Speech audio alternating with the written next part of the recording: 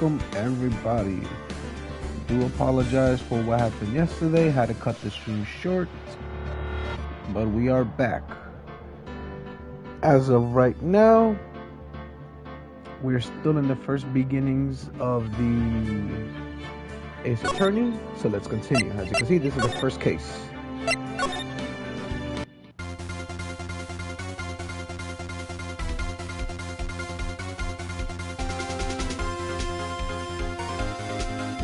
Yeah, this is where we left off. He said he saw a clock there. Yes, Mr. Payne. As the witness stated, this statue is indeed a clock.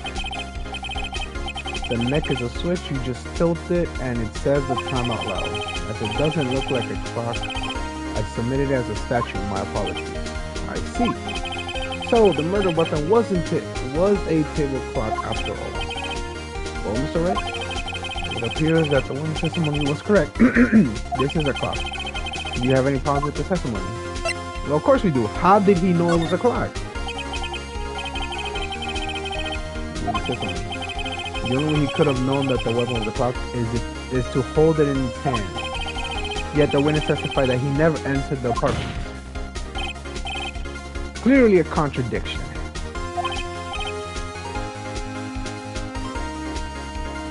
Okay, so once once the stream and stuff like that, if there is a echo, please let me know. It helps. Okay. Indeed, the witness knew it was a clock because he went into the apartment. You were inside the apartment on the day of the murder. Who got went in there? I'll do better than that. I can prove you were the one who killed her. You struck her with the clock, and the shock of the blow triggered the clock's voice. That was the sound you heard. Order in the court. Intriguing. Please continue, Mr. Wright. Yes, Your Honor. Yeah, Mr. Solid. The sound must have left quite an impression on you. Understandable, since the murder weapon spoke just as you hit the victim. That voice was burned into your mind. That's why you were so certain about the time.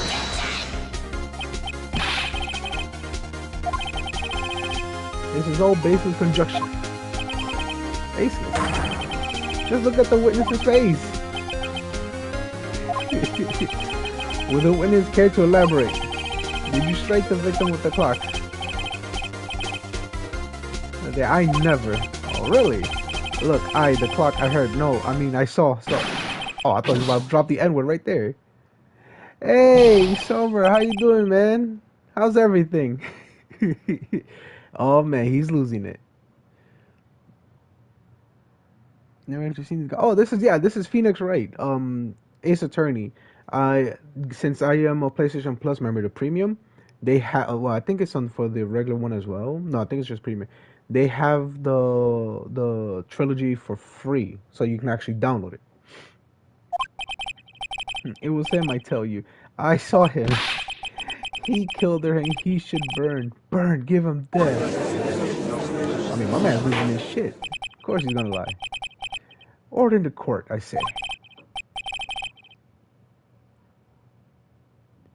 No, but there are no goblins. At least, not that I remember. No. Okay, there isn't a shred of evidence supporting the defense's claim. Mr. Wright, Your Honor, you claim that the sound the witness heard came from the clock. Do you have any evidence? Why, you don't like goblins? Goblins are like, oh wow, okay. The whole case is already on this. I'd better think through it carefully. Oh, do you have any? Yes, the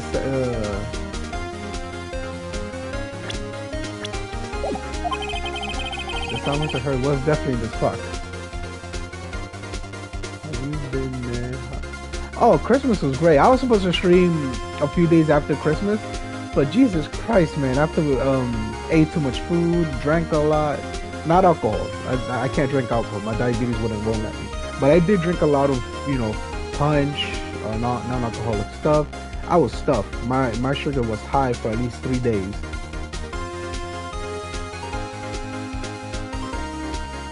The machine didn't stop beeping. We ate all the leftovers. Check which is clear if you simply examine the clock better as the neighbors try to.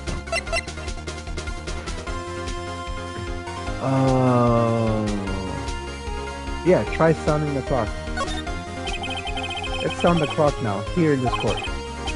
Your Honor, may I have the clock? I asked her to listen carefully. Okay.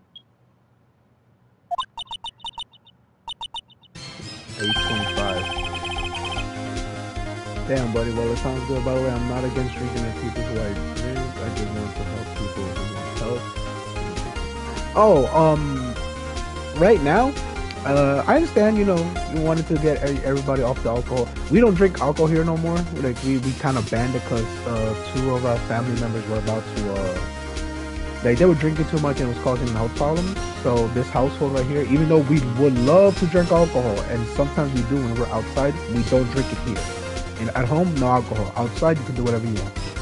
But for Christmas, my friend, my brother in Christ, got me a PS5. He said that right before his time at work would end, because it's a seasonal job, he was gonna get it for me. And he dropped by and gave it to me. And so now I'm streaming on a PS5, which is awesome. The controller is so neat. It just feels right. But yes, let's go back to the judge. That certainly is a strange way to announce the time. Well, he is the thinker after all. So, we heard the clock. What are your conclusions, Mr. Wright? Mr. Payne, can you tell me what time it is now? It's 11. 3 hours behind. As you can see, this clock is exactly 3 hours slow. Precisely the discrepancy between Mr. Salwitz heard and the actual time of death. So, Mr. Salwitz, try to talk your way out of this one.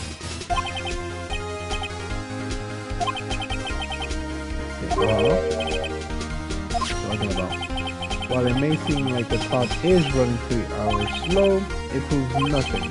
How do you know it was running 3 hours slow on the day of the murder?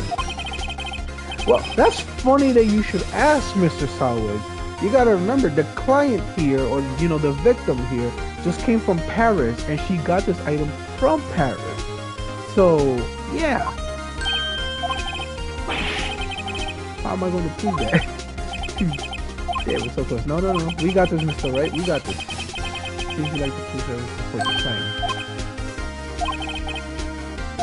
Like the witness, unfortunately, this sends across the board. And look what happens. You treat me like a criminal. A criminal. You lawyers are all slime.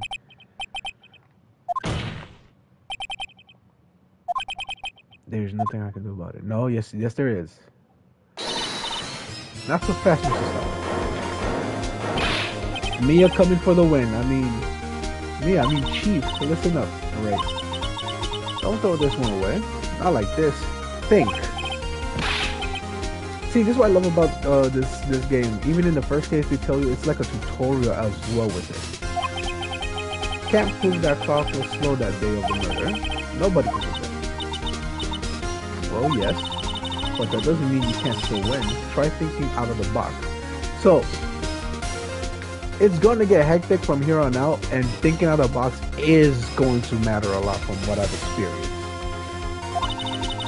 Don't waste time doubting the facts. Assume the clock was 3 hours slow, and think through it. Ask yourself, why was the clock 3 hours slow?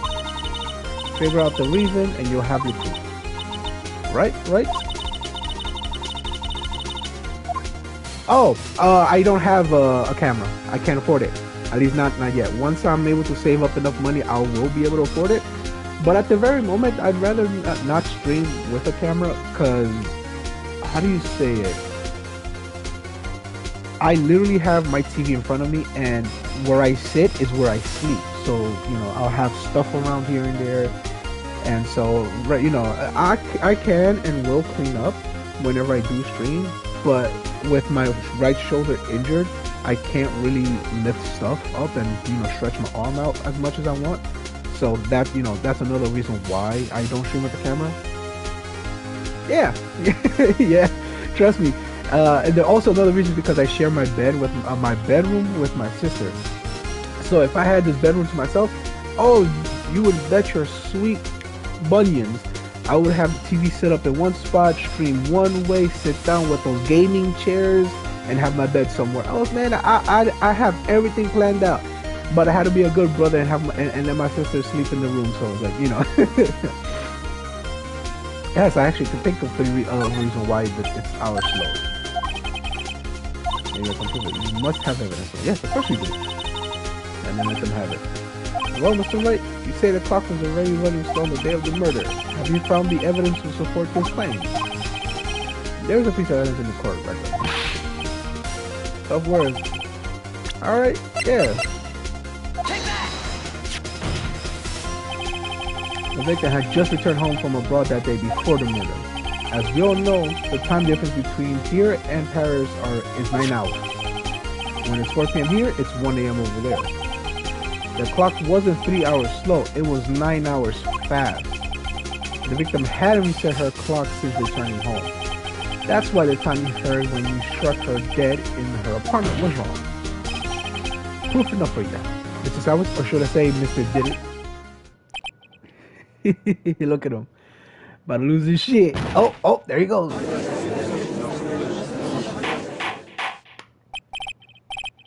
Order in the card, I say.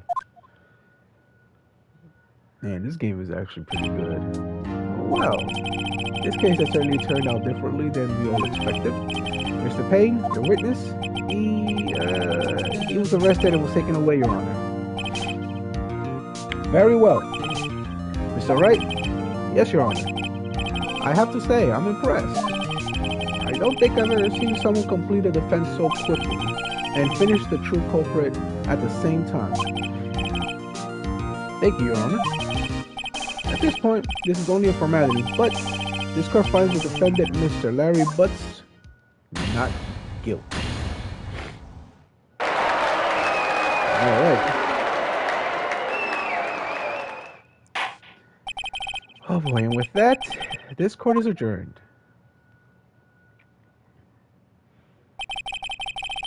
Turns out that Frank Sowett was a common burglar. He posed as newspaper salesman to check and see when people were out of the house. That day, when Larry went to her apartment, the victim wasn't home. After he left, Mr. Sowett let himself in to do his dirty work. While he was searching a place, the victim returned. Flustered, Mr. Sowett grabbed the nearest blunt object he could find, and boom. Murder. You know, for a game old during this time, new during this time, old now, the graphics aren't bad. Not only that, the fact that they decided to go with silent protagonists and just have, you know, this, man, they really were ahead of the time. Oh, still can't believe we won. Mio, goddamn, beautiful as ever. Right, good job in there. Congratulations. Thanks, Chief. I owe it all to you. Not at all. You fought your own battles in there. I mean, hey, no, you helped. Been a while since I've seen a trial end in such a satisfying note. Never seen the Chief looking this happy. She's this glad, and imagine how Larry must feel. Oh yeah, this guy's so dramatic in every sense of the way. Larry, you're supposed to be happy. What's wrong now? Oh, Nick, don't worry about me. I'll be dead and gone, so what the hell are you talking about? Bad. What do you mean? Yeah, you're innocent. The case is closed. Sydney went... okay.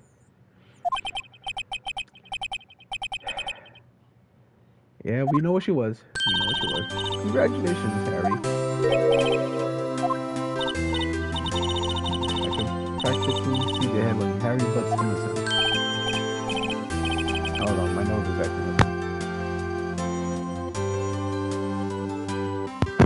Jesus Christ, my bad.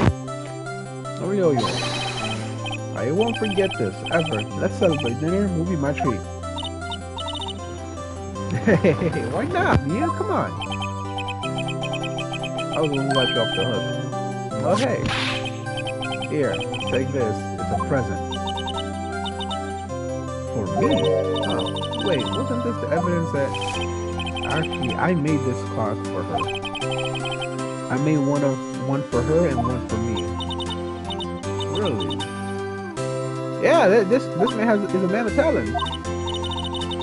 I have to head to bed. It's been a long night. All right, man. You have a good night, man. It's right now. It's morning for me, but yes, man. You have a good night, right, man? You take it easy. A memento. Yo, Nick, can you believe it? I was into that chick, and she was just playing me for a fool. Don't that make you just want to cry, Larry? Are you sure? Squeeze me? I think she talked quite a lot of you in her own way. Yeah, you gotta sympathize with me, Sophie. It's okay. I'm not sympathizing, really. Isn't that right, Ray? Don't you have something to show your friend? Something that proves how she felt about him? I thought you were talking about this. The statue, she kept it. Proof positive you weren't just a chump to her. This is the clock you made for her, Larry. And she took it with her when she traveled. I just needed a clock, that's all. Think so? Pretty heavy clock to take traveling. Well, make of it what you will. Hey, Nick. I'm glad I asked you to be my lawyer. Really, I am, thanks. Yeah. Hope that made him feel a bit better. Right? Hope you see the importance of evidence now. Also, hopefully you realize things change depending on how you look at them. Okay. People too. We never really know if our client are guilty or innocent. All we can do is believe in them. And in order to believe in them, you have to believe in yourself. Right. Listen, learn, grow, strong. Never let go of what you believe in. Never. Well, I think our work here is done. Shall we be off? Yeah, I guess so. Say, how about dinner on me? We'll drink a toast to innocent butts. Yeah. Well, speaking of Harry, you were saying part of why you became a lawyer was because of him. Yeah, part at least. You'll have to tell me more about it sometime. Maybe over drinks? Poor innocent woman. Until my first talk came to a close, Larry slapped me on the back and said, "Gee, Nick, it's good to have friends. But I'm pretty sure he's not going to pay us unless you count the clock you gave me." Didn't know it then, but that clock was soon going to be at the center of another incident. And my promise to tell the chief about me and Larry would be one promise that I wouldn't be able to keep. When I first read that, I was like, what the fuck is he talking about?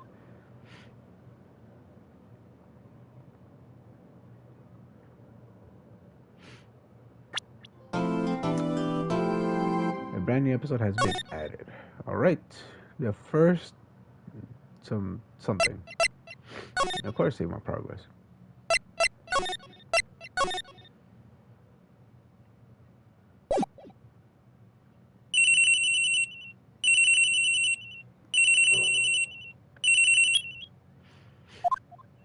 Hello?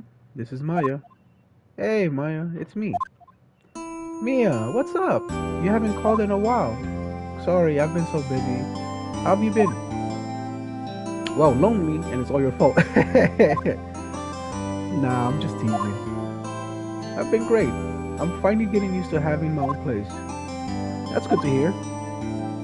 Actually, I'm calling because I have a favor to ask. I know, you want me to hold evidence for you. Sharp as always. There's a lot of buzz about the upcoming trial. I just don't feel safe keeping the evidence here.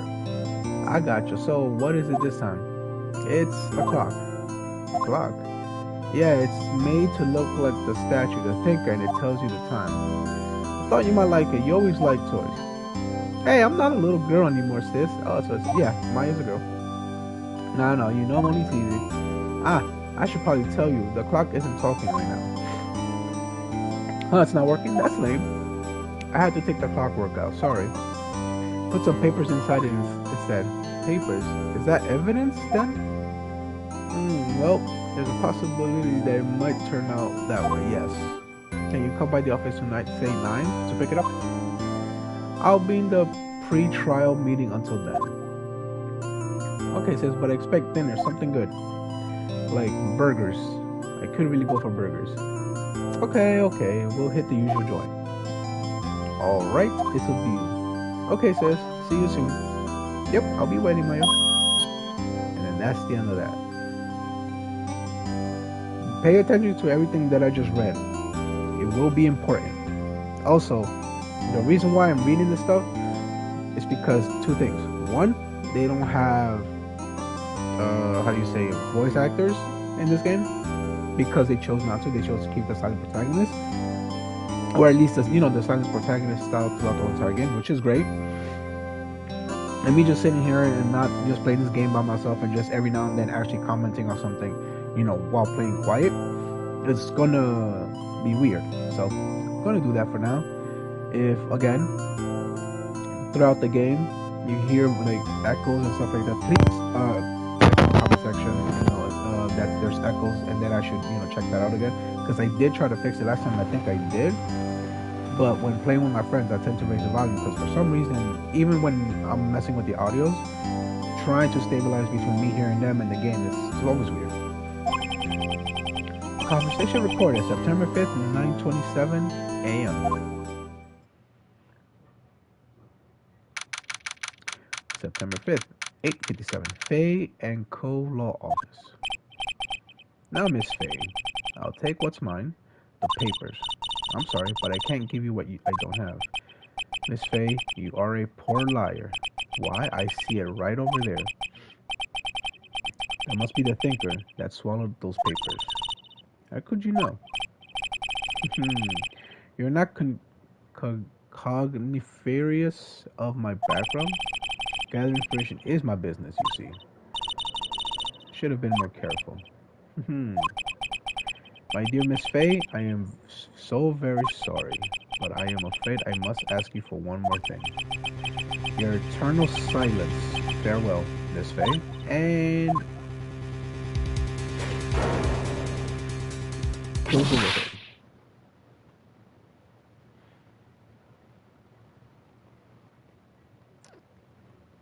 Red, white, blue.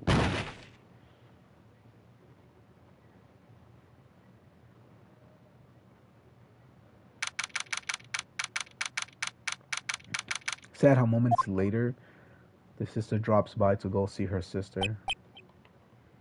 Uh-oh, I'm late. That's strange. Guess the chief left without me. She said her sister was coming over, so we should all go out for dinner. What's that smell? Yeah, maybe she's in her office. Now it gives you the ability to examine. This is going to be useful later on in the game.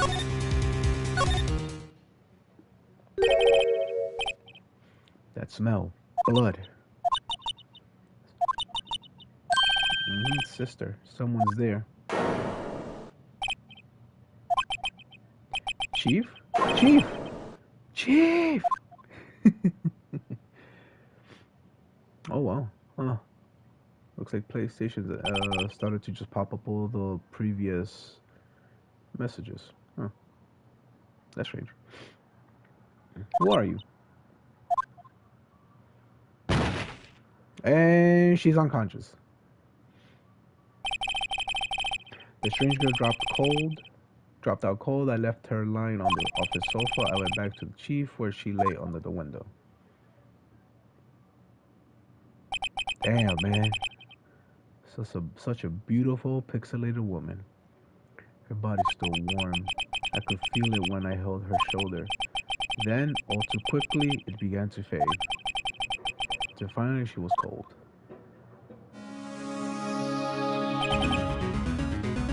Chief. Broken shards. Some shards of glass are scattered on the floor. They seem to be the remains of a glass light. It's the person with red blood. How ironic that this became the murder weapon again. Chief, it's hard seeing her like this, but if there are any clues here, she was struck in the head with a blunt object. She probably died instantly. The thinker lying next to her must have been the murder weapon. And it is. Notice what he said, instantly. That's going to be important too.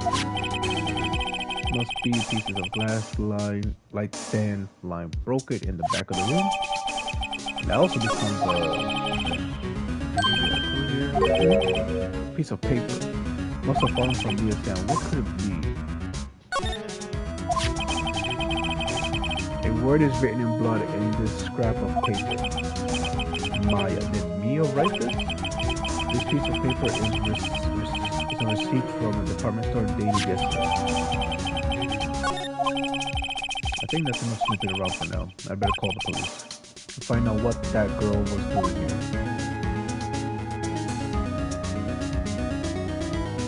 Yeah. Chair, a simple functional design feels pretty good considering it too.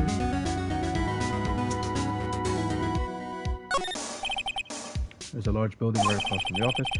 The Gatewater Hotel, a nice luxurious place.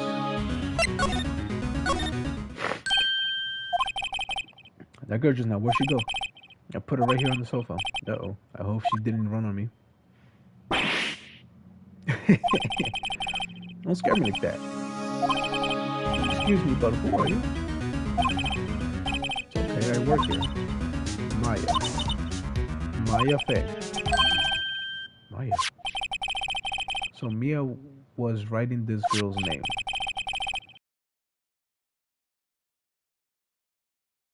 Used for evidence like this outside the courtroom. Alright, so we can talk with her. Shock, I don't want to disturb her. Excuse me. Can you tell me what happened? I came in, the room was dark, and she's already there. Yep. So you're the chief's sister. I'm her younger sister. And you were here visiting? This late at night? Yes. She said she wanted me to keep some evidence for her. Evidence? Yes, it was that clock. It was the thinker. Now we get the choice to actually present herself, which will be this. Before Mia died, she wrote a message with her own blood. She wrote it on the back of the receipt. That's my name. Why? Why would she write my name? Please, just calm down. Why would sis write my name? Uh-oh. Now I've done it. They better hurry up and call the police.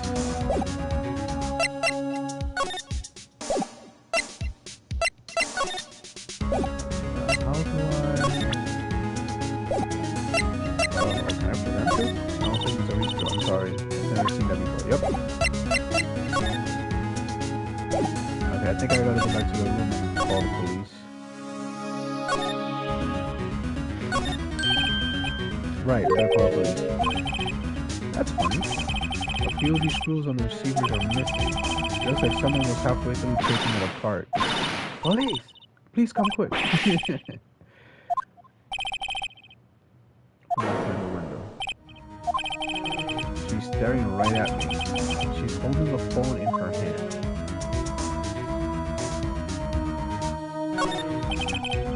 Oh, she was making for screws. I better not use it. Surprisingly, the chief was never good with machines. About all she used his PCs was for email. She picked up this ancient model at some garage sale for practically a nail. The Fameco ledger book. Everything's written Chief Ultra Neat handwriting. A small office, but it makes good bit of money. It does.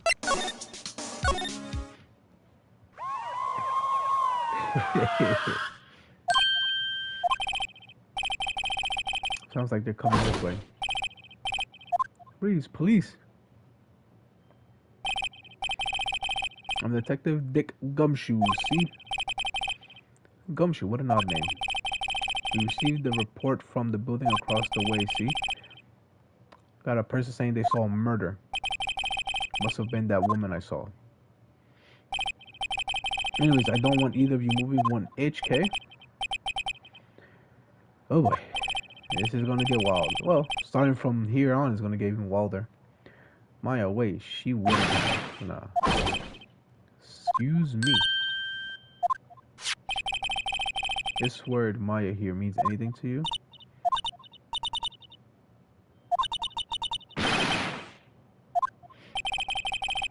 Drew their note here on their own blood, you see? With a dying breath, she wrote down the killer's name. Coming down to the precinct, man. Damn. Girl got herself fucking arrested. Mia's younger sister, Maya, was arrested on the spot. I was taken in for question and didn't get out until the next morning. My eyes were heavy, but I couldn't sleep. I sat around, waiting for visiting hours to begin at the detention center. I had to talk to Maya as soon as possible. Yep, gotta get all that evidence. Whoa, they have poor Maya locked up like a criminal. Yeah, poor girl. Oh, it's you, the lawyer. Yes, sir, it's me. Good morning. Good morning. She looks so tired. Are you going to be my attorney? Well, that's what I wanted to talk to you about. Up to you. I better give it to her straight. It's up to you. Up to me? Yes. I don't think this is something I should decide. After all, you're the one in trouble here. They're never going to believe me, are they? Even you, when you found me in the office, you looked at me like I had done it. No, I never thought. It's okay. I understand. You know, very calm of her to immediately, understand that, hey, I look guilty. I've also heard about you. Heard? What you heard about me? I was talking to my sister on the phone the other day. Today was my junior partner's first time in court. Wow, really? How'd that go? It was quite the scene. Honestly, I was on the edge the whole time. It's been a while. So he crashed and burned? He's a genius. One of those strike fear into the hearts of evil types. The only thing he's lacking is experience. Sounds like it's fun. It was fun. Well, I know who to go to if I ever get in trouble. I don't know, Maya. I think you might want to wait. Give him 3 more years.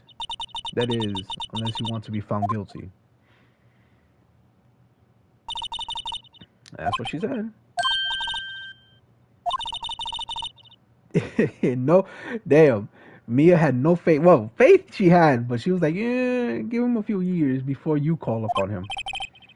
No, it's okay. It's true, I guess. But at the same time, I can't just sit by and watch. Of course we can't. We gotta help her out. When I think of the person who did this to Mia, I know. Alright, we gotta talk with her, because there's nothing really to present here. We already did present all we can.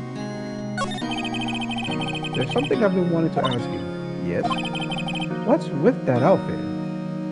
When I first saw her out, even I was confused. Like, what the fuck is she wearing? Oh, this? This is what all acolytes wear. It's my uniform, you could say. Acolytes. Like people in religious training, what is it you do? Oh, it's nothing strange, really. I'm a spirit medium in training. A spirit medium? Pretty sure that qualifies as strange. The day of the crime. Could you tell me about the day of the murder? Yes. Let's see. That morning, I had a call from my sister. She wanted me to hold on to a piece of evidence for an upcoming trial. Evidence? Yes. That clock shaped like the thinker. The one that Larry made. How could there have been evidence in a case? Right. She says something about that. I remember. Do you want to hear from her own voice? Her own voice? Yes. I'm pretty sure our conversation is on my cell phone. You recorded it? Yeah. I forgot how to delete those things. Alright. So we go with the phone. So you say you have a conversation with your sister on your cell phone. Let's hear it. I just remembered that detective took my phone. Sorry. Alright, of course. Yeah, of course you took it. Next time I see Detective Gumshoe, I'll ask you instead. Alright, you know, so you don't forget, okay? Thank you. The conversation I had with my sister is recorded on my cell phone. And spirit medium. Sir, an acolyte, a medium in training. That's correct. The Fae family, especially the women, have always been very sensitive to the spirit world. Wait, you said the Fae family? So Mia was into that stuff too? Of course. She left the mountains to follow her career, she says. Her powers were first class too. Of course, Phoenix. She didn't really say much. You didn't knew her for that long. Actually, you probably did, but you know, she kept a lot of stuff personal to herself. Wait. What? So, you're a real honest to good spirit medium with ESP and all that? Yes, in training. Don't forget that. Well, can't you contact me as I'm sorry. I'm still in training. Yeah, you gotta remember, Phoenix. She keeps saying she's still in training. Couldn't do something on that level. I thought that would be too easy. Yeah, so did I.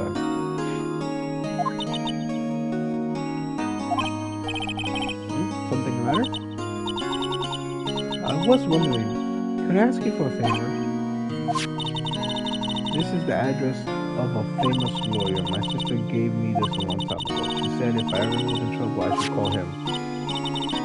Well, I'm in trouble. Do you think you could go and ask him to visit me? Yeah, we're gonna have to. Sure, why not? I'll go ask. I have no one else to turn to. Say, what about you, your parents?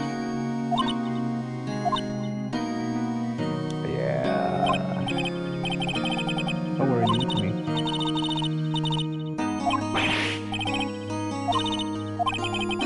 What if this guy refuses? They told me that if I don't find one, the state will pick an attorney to defend me. When will that happen? They're giving me until 4 a.m. Well, 4 p.m. 4 a.m. for this afternoon. And visit hours are almost up. I better hurry. Right, I'll be back. Yep, we gotta go.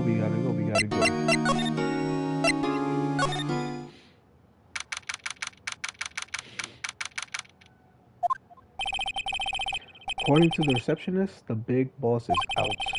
She couldn't say when he'd be back. Must be hard to keep track of everything when you're a famous lawyer. Not to mention run an office like this. I guess I'll just have to come back later. That painting has been bugging me ever since I stepped in here. The oil paint is so thick it's practically giving me a stuffed nose. I'm sure the price is nothing to sneeze at either, for that matter. Expensive looking mahogany bookshelves filled with expensive looking books. Funny, they don't look like they've ever been read. Solid mahogany desk, the wood's been polished to a deep luster. A table for clients? An elegant ebony case. And if I'm not mistaken, that lighter's made of solid gold. Even I could tell someone here's got money to burn. An expensive potted plant. No idea what kind of plant it is, but it's probably the most expensive one available. Yeah, pretty much here everything, you know, once it glows, the little magnifying glass you have here, you can examine it. Hey, what is it? Did you meet the lawyer? Sorry, I haven't seen him yet. I see. Better go see if I can find this lawyer.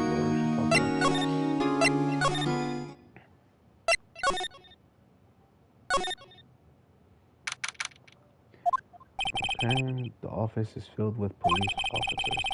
They're all busily searching for clues. Hey, you there. No trespassing. Don't I know you from somewhere? Oh, you're the Butts guy, aren't you? No, I'm Phoenix Wright. Yeah, there's no way you can confuse the two. I guess I got the wrong name. Mr. Wright, sorry about that. That Butts guy, he was a killer, and you're no killer, right? He was proven innocent. Right, and you were Detective Gumshoe, the Sudshoe Detective Gumtree. Dick Gumshoe? Right, at your service. Anyway, that's Detective Gumshoe to you. Anyways, got the name right. And don't go calling me Dick. Hey, Dick, get over here. Yes, sir. Be right there. Look at him immediately just jumping.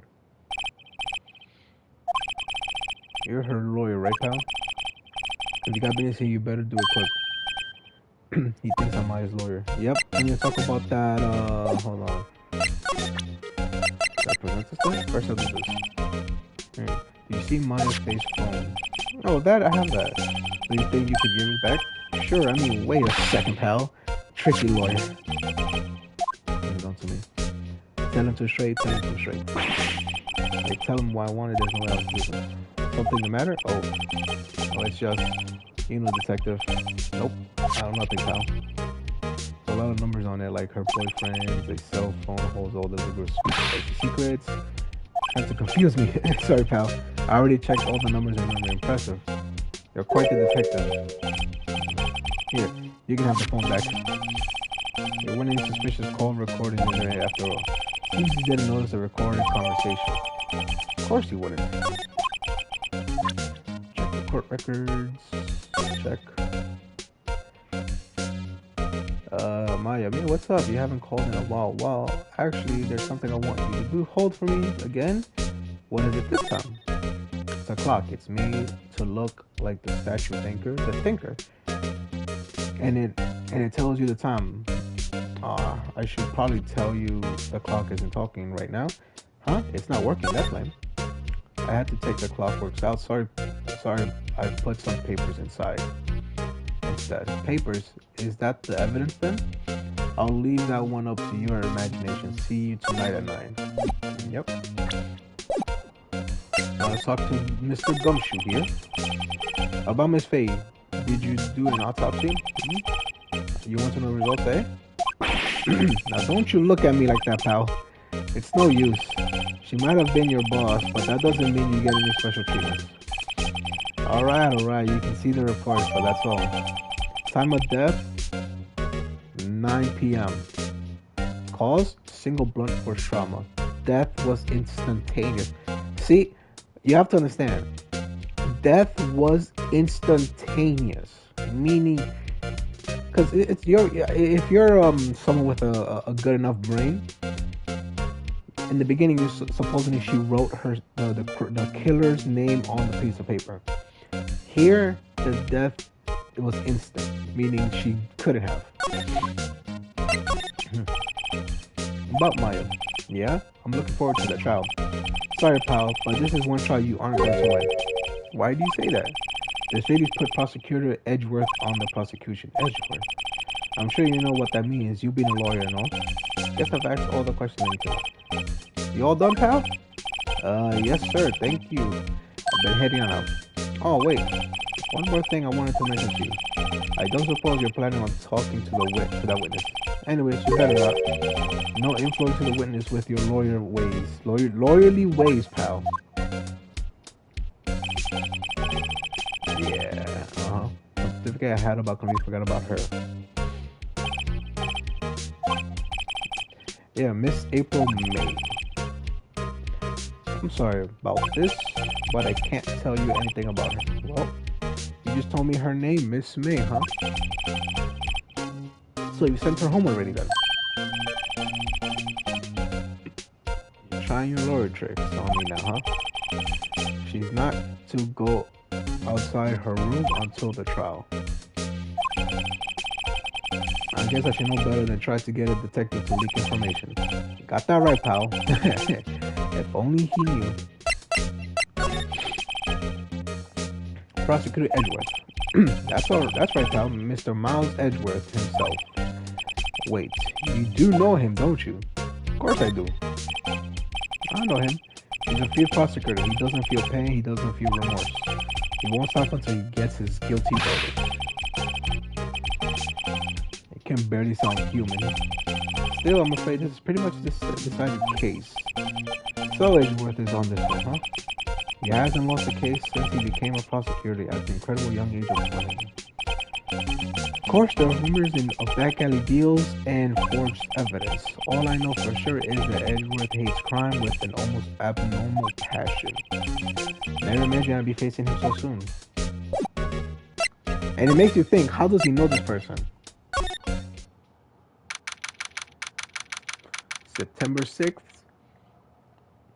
Gatewater Hotel, room 303. Well, hello there, handsome. Hi. Smooth, right? Real smooth. You're the lawyer, aren't you? The detective told me. He said, don't say anything to that lawyer, pal.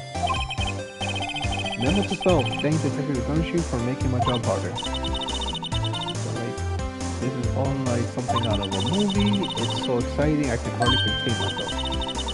Let me go freshen up so I can take part of the eyewitness. I paid the lawyer that has to cross-examine this one. Immediately go for this because this is suspicious. Like, even when talking to her, your eyes just goes like, why the fuck is that there? There's a screwdriver stuck in that drawer. I wonder what's inside. Let's take a look. Hey, hey. Look at that. Immediately those viper eyes.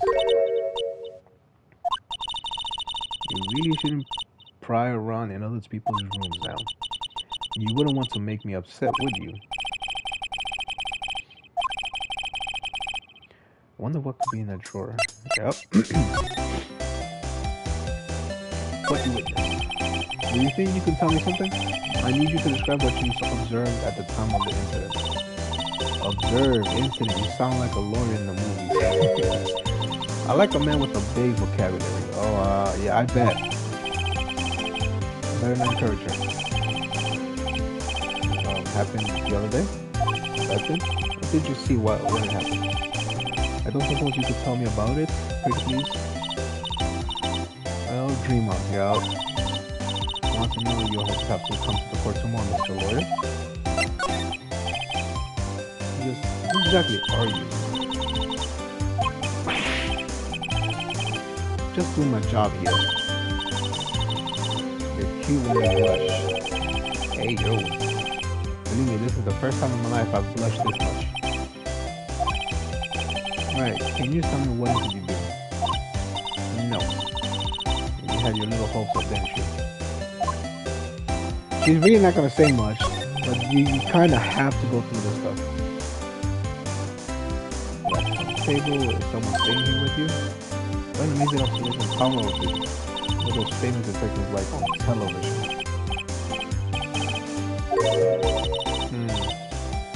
Why don't you go look for clues in the garbage, huh? Miss May doesn't like nosy little lawyers. Yep. And we can't really examine stuff because she's in here. They laid summer stream through the window. There's the Bay and Cone Law Office building, of course. You can see the outside of the room pretty clearly from here. I think it would be a little difficult to recognize the face from the distance. A bottle and 2 glasses are on the table. Somebody must be staying with her. Yep. And we can't go there. Flowers. The flowers are fake as expected. I know sunflowers and tulips, but that's about the extent of my floral knowledge. They still seem painting. Wait. Should that be still life? Whatever. One of those is hanging on the wall. So that's that. There's bed. So there's May, nothing I catch you. Alright, so since we can't talk with her, we can't examine the food jar, we have to wait. So, go back to Allsburg. Miss Aldridge still out. Well, maybe I should just wait for him when he comes back. That wasn't the most over-the-top clearing of the throat I've ever heard. So you're the one who's been, when they say they've been looking for me. Yes, that's me. He looks even grander than I imagined. Yeah, you can see. Look at him with the mustache and the way his hair is styled and the clothes that he's wearing. Come on. That badge, when you call it. Ah, so you're a lawyer, are you now? Yes, well, yes. And what do you want? I'm not particularly busy these days. Please proceed. Not busy. Then how come no one could get in touch with you? Something the matter? I came to see the one and only Marvin Grossberg, did you not? We're here, and boy, what do you want? Out with it. Well, sir, it's actually about Maya Fey. Oh, he's sweating bullets. You can see that on his frown right there. Ah, yes, Maya Fey. Go on. Strange reaction. Really quite busy here, son. I can't go on taking cases on a day notice. No, it's quite impossible. Wait a second, how did you know the trial was tomorrow? Anyways, I'm afraid it's entirely possible for me to represent her. Sorry, bud. End of discussion. He refused me before I even got the chance to ask him. What do I tell Maya? Yeah, immediate refusal. And you will see why. How can you just refuse like that? Please, tell me why you won't take the case. Well, you see, it's just, I'm busy, you see. But the client is Mia Faye's sister. Mia trusted me. She knew her sister would be in good hands. Yes, of course, I know that. However, I'm sorry, but I must refuse. Sorry, goodbye. Creep, fine.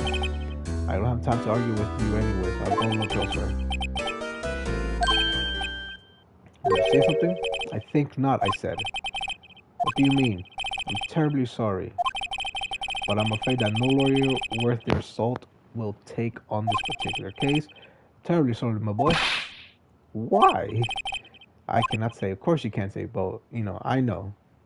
And the people will know too. Beg your pardon, but could you leave now? I have nothing more to discuss with you. What's going on?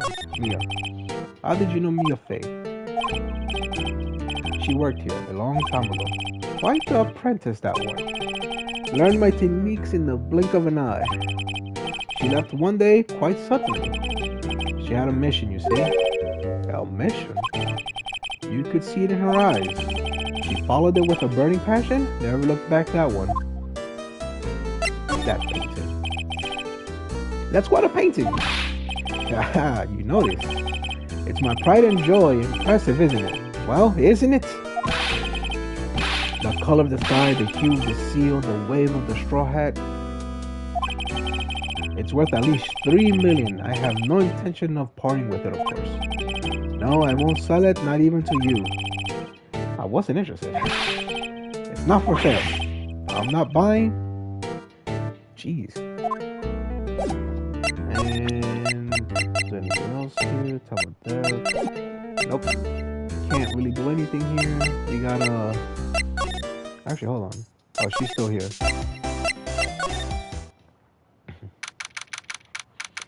September 6th at 3:42 p.m. Detention Center. Visitor's room. Hiya. Oh, you're back. Did you find the lawyer? Well, you gotta tell her the truth, man. We'll see. Just be honest. I really don't think you should use that guy. He didn't seem healthy and was all skin and bones. What really happened? You don't mean he refused to help? Yeah, he did. Been abandoned then. No. You got us. I got your cell phone back. Can I listen to my sister's voice? Maya's eyes closed. She listened to every word with such intensity. Before long, tears began to roll down her cheek. Thank you.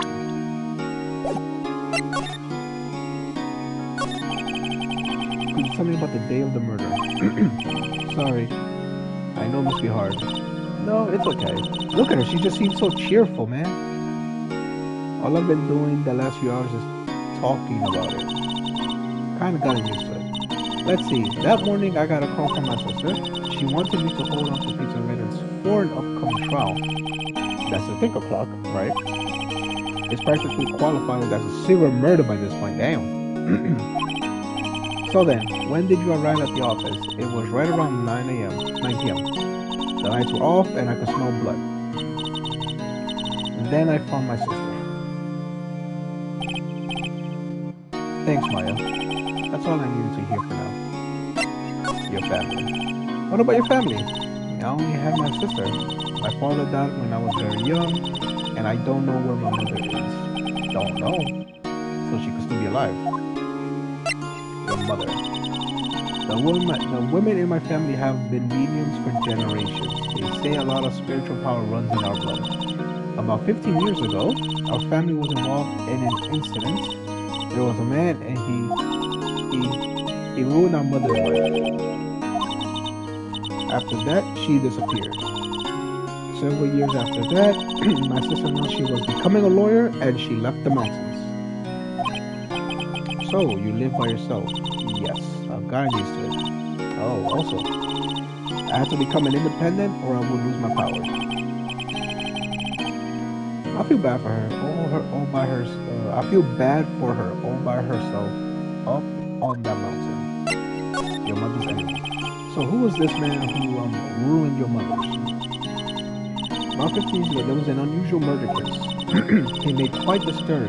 Everyone was talking about it, apparently. The police were running out of leads and they were getting desperate. Wait, they didn't use a spirit medium, did they? The police convinced my mother to try to contact the victim. Wow, so what happened? The case was solved. You thought? You thought? The man my mother helped the police capture was innocent. The police's consultation with a medium had all been carried out in secret, of course, but a man found out about it and leaked it to the press. He told all the papers that my mother was a fraud and the media jumped on it big time. She, my mother, became the laughingstock of the nation. I see. White. Excuse me? White. The man was his name, my sister told me. White. Just a little longer now before the state appointed lawyer comes in, I guess. What should I do? Do I just leave her here and go home? No, we defend Maya. I've made up my mind. I'm going to defend you whether you want me to or not. Why?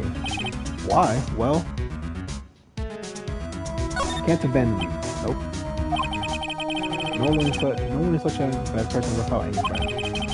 I know, I've been there a long time ago. Why did I become a lawyer in the first place?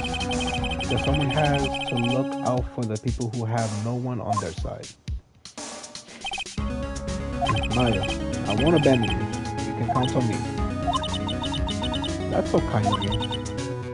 Now she's crying a little.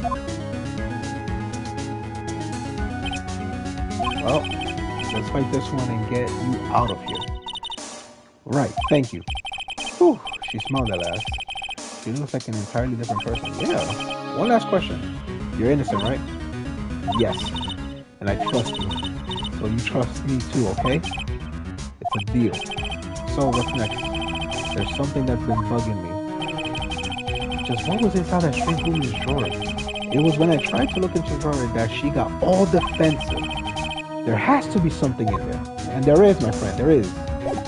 I think we now are able to go there with no problem. Good afternoon, sir. Hey, the bellboy. Excuse me, you are? Ah, I beg your pardon, sir. I am the bellboy of this establishment. At your service, sir. Oh, right. I've just come up to deliver room service, sir. Do you know where Miss May might be? Ah, I believe our guest, Miss May, is currently using the facilities. If you have no need of anything, I'll be taking my leave, please. Please stay as long as you like. Enjoy. Yeah. Wait, no, hey. Why does it seem like every time I come here, I end up embarrassing myself? Oh, wait, now's my chance to snoop around a bit. Ah, I almost forgot. You came back. May I ask you to inform Miss May that there is a message for her? Please tell her that Mr. White of Blue Corp phoned. Oh, right. Sure. Mr. White of Blue Corp. Where have I heard that name before? White. That was his name. My sister told me. Yep. Was the name of the guy who ruined Mia and Maya's mother. Could it be coincidence? There's a screwdriver sticking out on a half-open drawer. Now's my chance to see what's inside. What do we have here? A wiretap? Why would a woman like her be doing with a thing like this? Wiretap added to the court record. There's definitely something suspicious about this Miss May. Very suspicious, my friend. Micah, I am very sorry. I did not see your message. It didn't pop up on PlayStation. I do not know if you're here or not. I didn't see your message. That's very strange. I do apologize.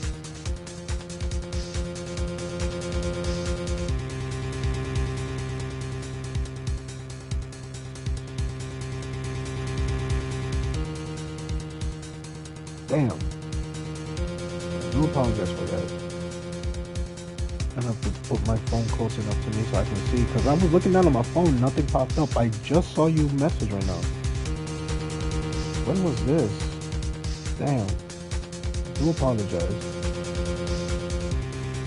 No, you're not late. You're not late. I started late myself.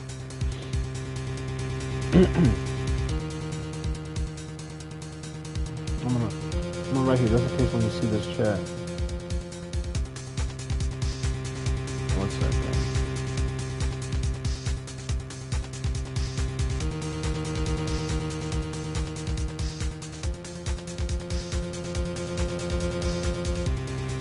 Yeah, something's not going well with PlayStation right now. It didn't show your message pop up because I have it on the PlayStation setting where it would show your message pop up.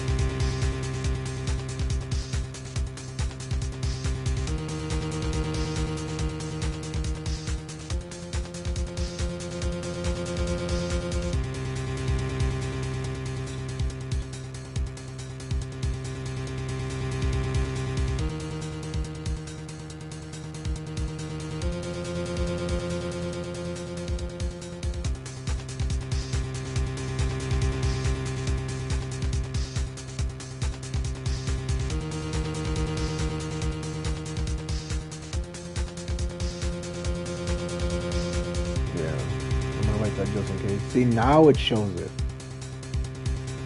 Now it shows it because when I was playing, it showed everything else that Sober said.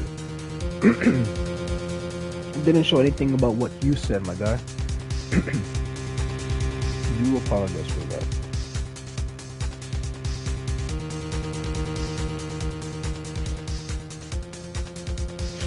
All right. Probably should open my laptop to see the chat and stuff. Give me a second. Micah, if you do come back and see this, see the live stream chat, I do apologize again. Alright, let me get interest on whatever.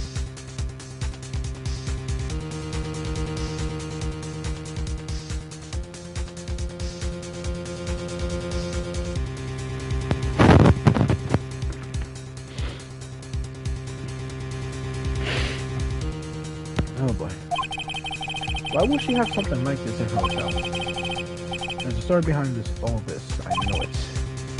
Alright. I'll be using this bit of evidence in tomorrow's trial, that's for sure. For Maya's sake, I'll get to this woman's daughter. Wait, I mean, you know what I mean. Oh, bellboy, still there? Uh-oh. Now to scram! I look forward to tangling with you tomorrow, Miss May. In court.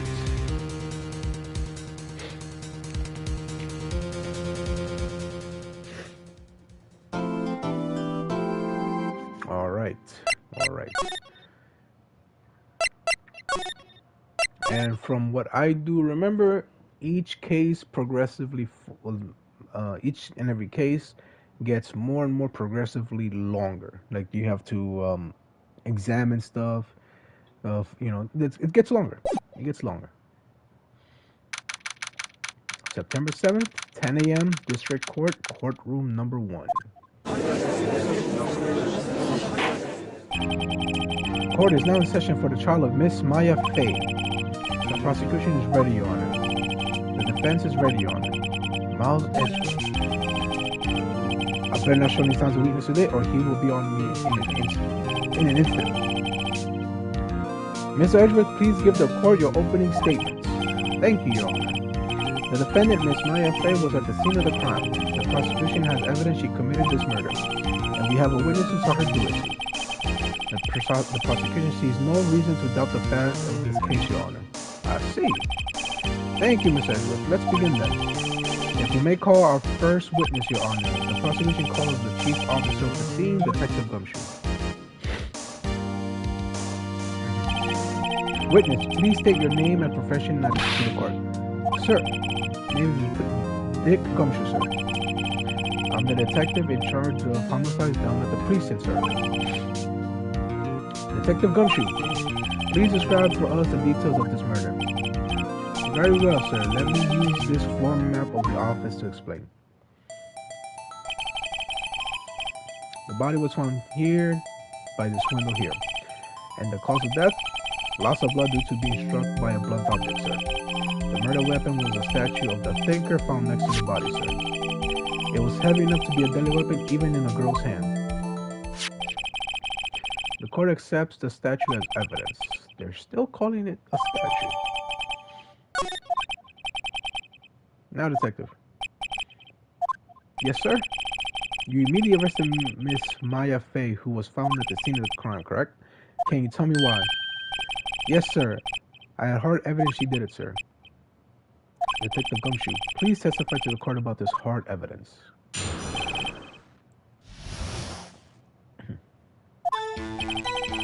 As soon as the phone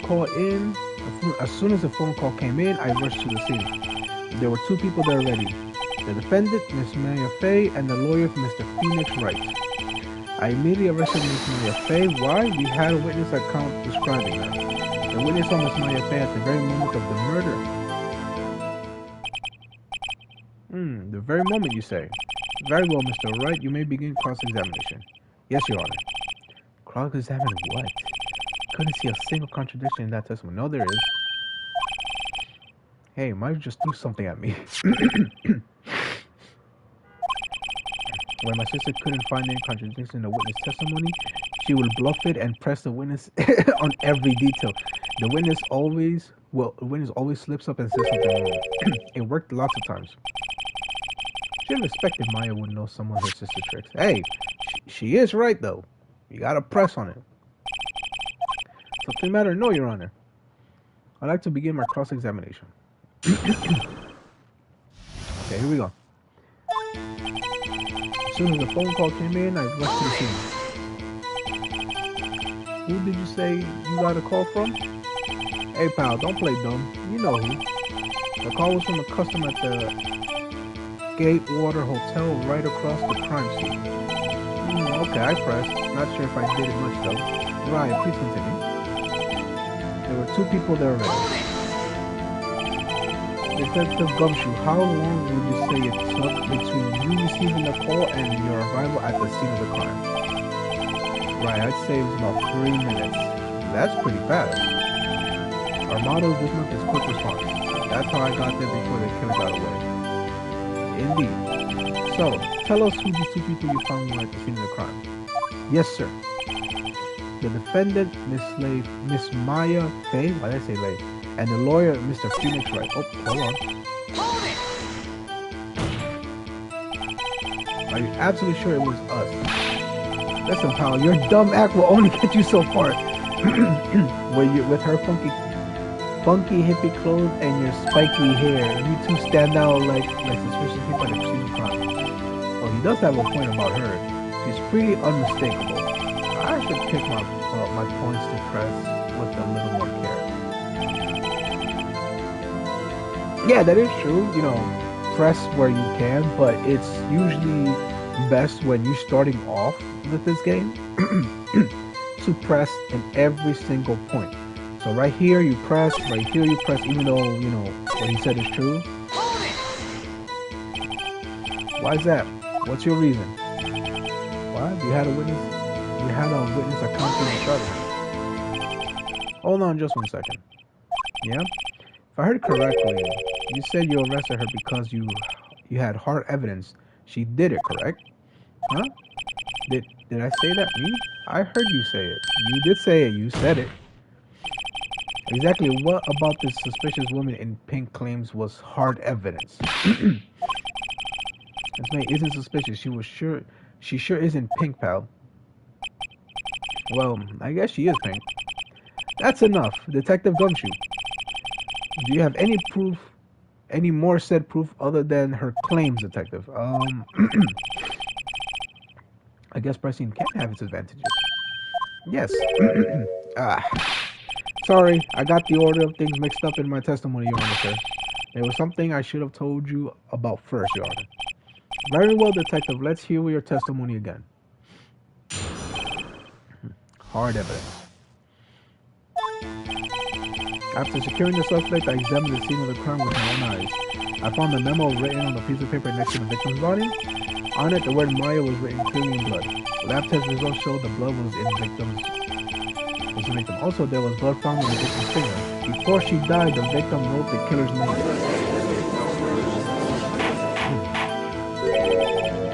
I like that. That's my hard evidence. Ah, poor bastard. Before we begin cross-examination, I have a question for you, detective. Your Honor?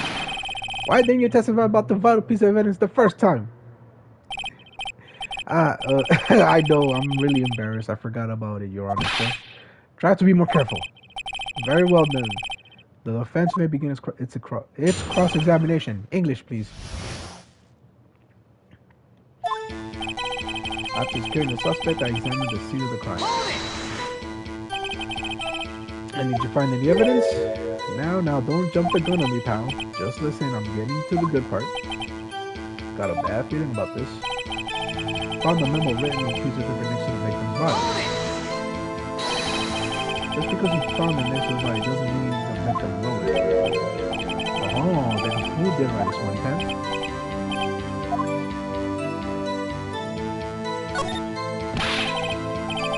Yeah, anyone can see that. You're saying the killer wrote her own name, buddy. She was framed. Hold on. That's the case. Where's your evidence? I guess that was a bit tall for you. Those without evidence shouldn't open their mouth, Mr. Wright. Yeah, pal. Well, detective, tell us what was written in the memo we found. On it, the word Maya was written clearly in blood. Do you have proof it was Mia who wrote that? Of course I do, pal. Oh, you sounded pretty confident. This might not be good. Lab test will show that the blood was the victim. What kind of tests were these again? What kind?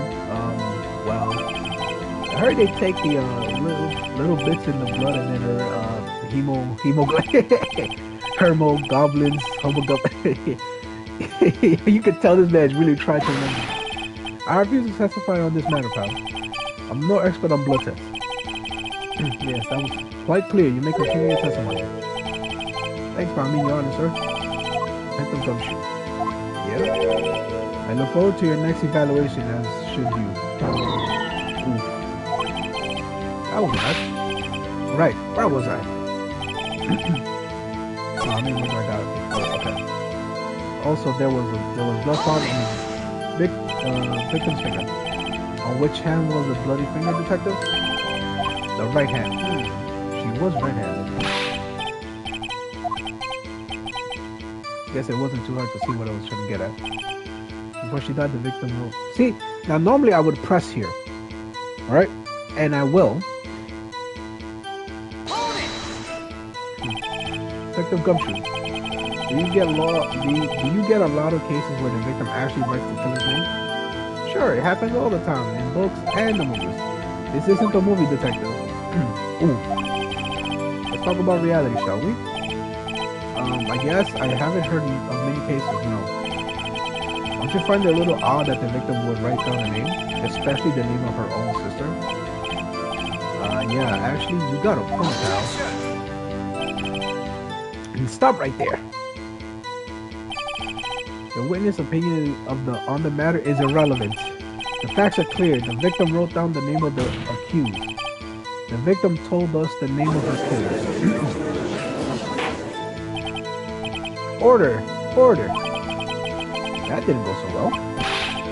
That's right, what he said. That's his whole testimony. Okay, there has to be contradiction, that's fine. Okay, so...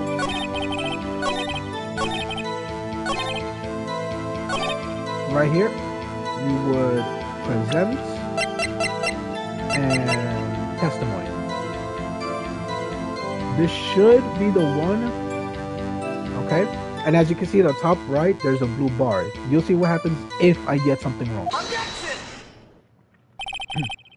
Detective Gumshoe, there's one thing I want you to clarify for me. You say that the victim, Miss Mia Fey, wrote this note.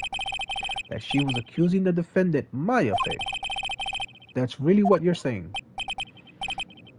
What? This isn't one of those lawyer tricks now, is it? course she wrote it. Who else would have? You have it backwards, detective. Backwards? The victim is the only person who absolutely could not have written it. This is a report from your department, detective. Instant death due to a blow from a blunt object.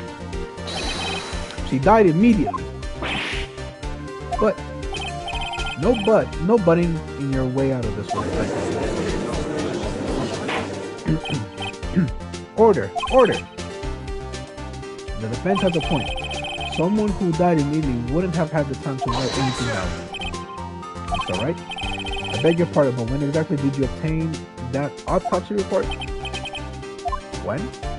The day of the murder, the day after the murder, the day after the murder. It was the day after the murder. The prosecution report began. The autopsy report is outdated. What? A second autopsy was performed yesterday at my request. Death was almost immediate due to the blow from a blunt object, but there is possibility the victim lived for several minutes after the blow. I received the results this morning. The animation that they do here is actually glorious. Your Honor, it's quite easy to imagine that the victim did have time to write Maya. That is all. I see. Damn you, Edgeworth. I should have known you had something up your sleeve. Why, Mr. Wright? You look shocked. Something you wanted to say?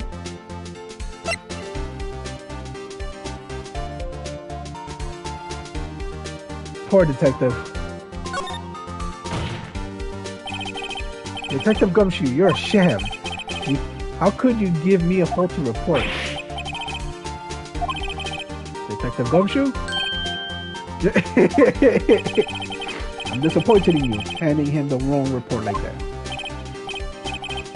I'm sorry, sir. You are at fault, detective. This isn't going to look good on your evaluation report. Your Honor, I submit this report to the court. Understood, the court accepts this as evidence. Died from blow by blunt object, may have lived for a few minutes after being hit. Well, Your Honor, the evidence strongly suggests the victim was identifying the killer. I suppose that's the obvious conclusion, yes? Darn, this isn't good. The prosecution would like to call its next... Now, give me a second. Hold on.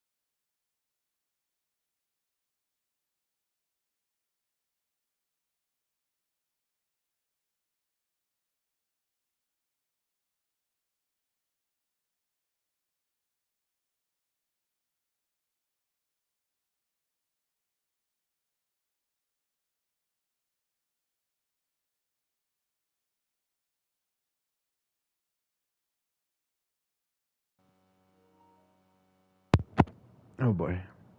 Sorry about that. This poor innocent girl saw the murder with her own eyes.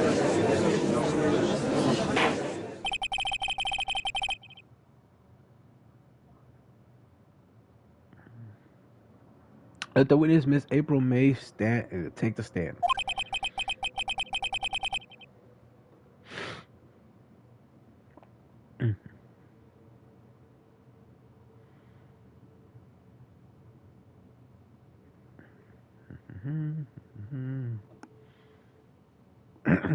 Exactly what part of her is innocent?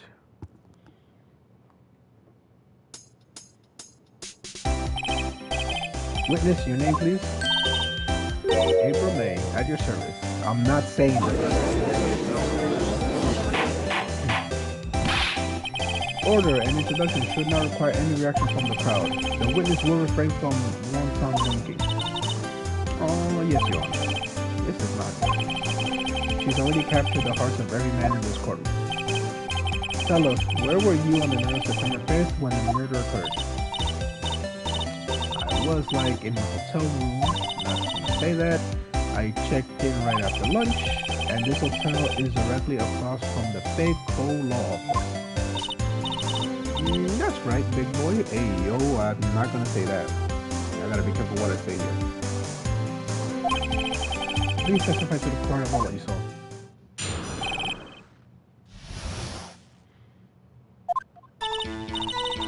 It was like 9 at night. I looked out the window, you know, and then, I saw a woman with long hair being attacked. The one attacking her was a mousy girl sitting in the defendant's chair. Then the woman looked like dodged to one side and ran away, but that girl, she caught up to her own and she hit her. Then the woman with the long hair, she kind of slumped. That end, that's all I saw. Every little bitsy bitsy. I'm not saying that part, no. Well, Your Honor, it is remarkably solid testimony. I don't see a need to trouble the witness any. Wait, Your Honor. Yes, Mr. Wright? What about my cross-examination? I thought the witness testimony just now was quite firm, didn't you? Of course, yeah, firm, right. I understand you were Miss Mia Fey's understudy, were you not? You must know her techniques well. Her cowardly way of finding tiny faults in perfectly good testimonies. Hey, how dare you? Well, Mr. Wright? Yes, of course. I'll gladly proceed with the cross-examination. One, because I have a feeling Mr. Edgeworth, feeling Edgeworth doesn't want me to. She has to have some weaknesses. Very well, you may begin your cross-examination.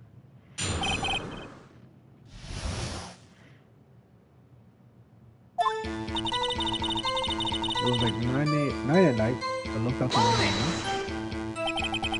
Why did you do that? Why what? Why did you look out the window? Were you expecting to see something? Oh, well, that's it. She can't hide the personality. Sort of, you know. Of course. I had a feeling. Well, I have a feeling she's trying to avoid the question. Maybe I should press a little harder on this. Yep, press. Let's see how far I can run with this.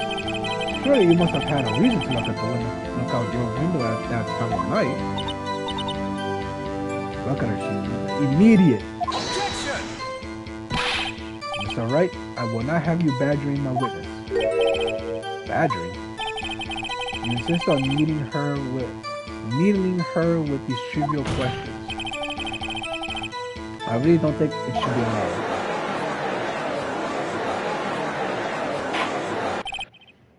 Yep, everybody's falling for her tricks. Mr. Wright, you have been warned. Poor girl, what's about her? What about for me? You looked out the window, what did you see next? I saw a woman with long hair being attacked. The woman with long hair, that was Mia Fey. Slender, sort of, well, some people might say pretty if that's your thing. Your thing? And the person attacking her? The one attacking her was a mousy girl sitting in the defendant's chair. How do you know she was a defendant? She had a girlish physique, women know these things. Look, I just know, okay? There's only one person at the scene of the crime with a short, girlish figure. The testimony is bulletproof, Your Honor. He's right. I question the testimony. Hold on a minute. That testimony stinks. What? Miss May, I'm willing to bet that you're lying. Are you telling the truth? Did you really see the defendant? Mr. Wright, what's the meaning of this? Somebody tell me because I'm clueless about this, I mean. Okay. If you had really witnessed my client, Maya Fey, You would have noticed her clothing before noticing her physique. No one wears clothes like this on a daily basis except her. And I'm no expert on fashion, but her hairdo looks far from normal to me. However, the witness's testimony mentions neither of those things. The testimony is bogus. But still, we don't know if she was dressed that way the night of the murder. She was, Your Honor. I saw her, and so did Detective Gumshoe. What do you say to that, Miss May? What are you trying to say, you mean lawyer? I saw what I saw. I just didn't think of all the trifling little details were necessary. Miss May, the court would like to remind you to please omit nothing in your testimony. I'm sorry, Your Honor. I'll be a good girl. Hey, yo, again, I gotta chill with repeating some words here. The testimony again, if you would. Damn, almost had her. See, and this is why you have to press, because there's going to be certain information that's going to be locked behind certain actions, like right what you just saw. Well, like I pressed, and I could have let go and continued pressing the other parts, but since it gave me the option to keep pressing her, I did. I did see everything. I did. The victim of the woman dodged the first attack and ran off to the right. Then the girl in the hippie clothes ran after her, and she hit her head with the weapon. I saw it. I did. That clock, the kind of statue clock, the thing right there.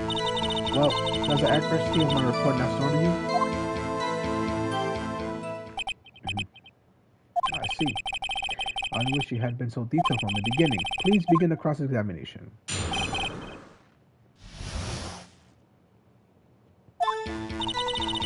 I did see it. I did.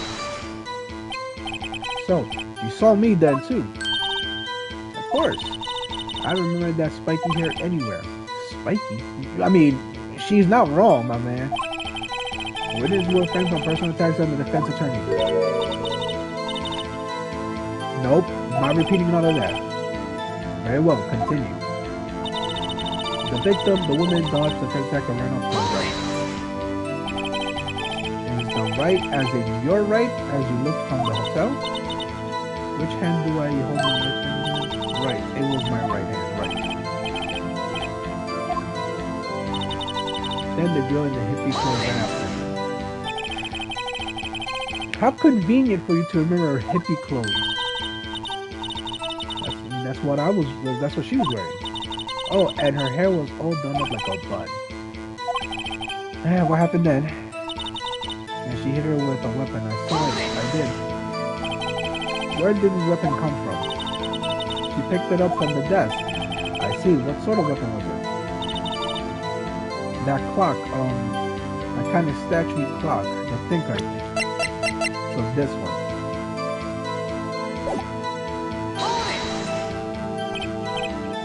The clock?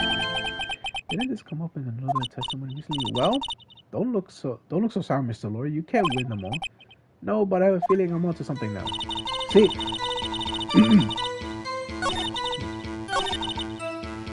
Okay, so if I remember correctly, we should be able to present this. Objection! Miss May, what you said just now was quite revealing. Revealing? Ooh, you like... Oh, whoa, easy there, Chief. You just said that this statue of the thinker was a clock. But there's no way of knowing that just by looking at it. Immediately her face says otherwise. Another person in much the same position as you recently called it a clock too. And he was found guilty of murder. Order. Miss May, can you explain how you know this was a clock? Objection! You fucking idiot. The witness saw the murder with her own eyes. That's all the point here. The defense tried to confuse the issue with trivial concerns. Yes, of course. You will withdraw your question. Nope, will not. We don't have you on that. And as you may recall, I've caught murders with these questions before. Well, only once. Objection sustained. You may continue to question the witness. Whew, that was close. If you stopped me there, the trial would be over. So, what happens now? What happens now is you answer my question. How did you know it was a clock? Because I heard it? Yes, I heard it. It said the time. So you've been to the law office of Fayco. Hey, I didn't say that. Why would I go there? I heard it from the hotel room. Nope. Fayco were the worst president. She could easily have heard the clock. I'm sorry, you guys satisfied? Nope. No, Your Honor. Can't give up now. Not satisfied because she couldn't have heard it. You were at the hotel. There's no way you could have heard the clock go off in the building next door.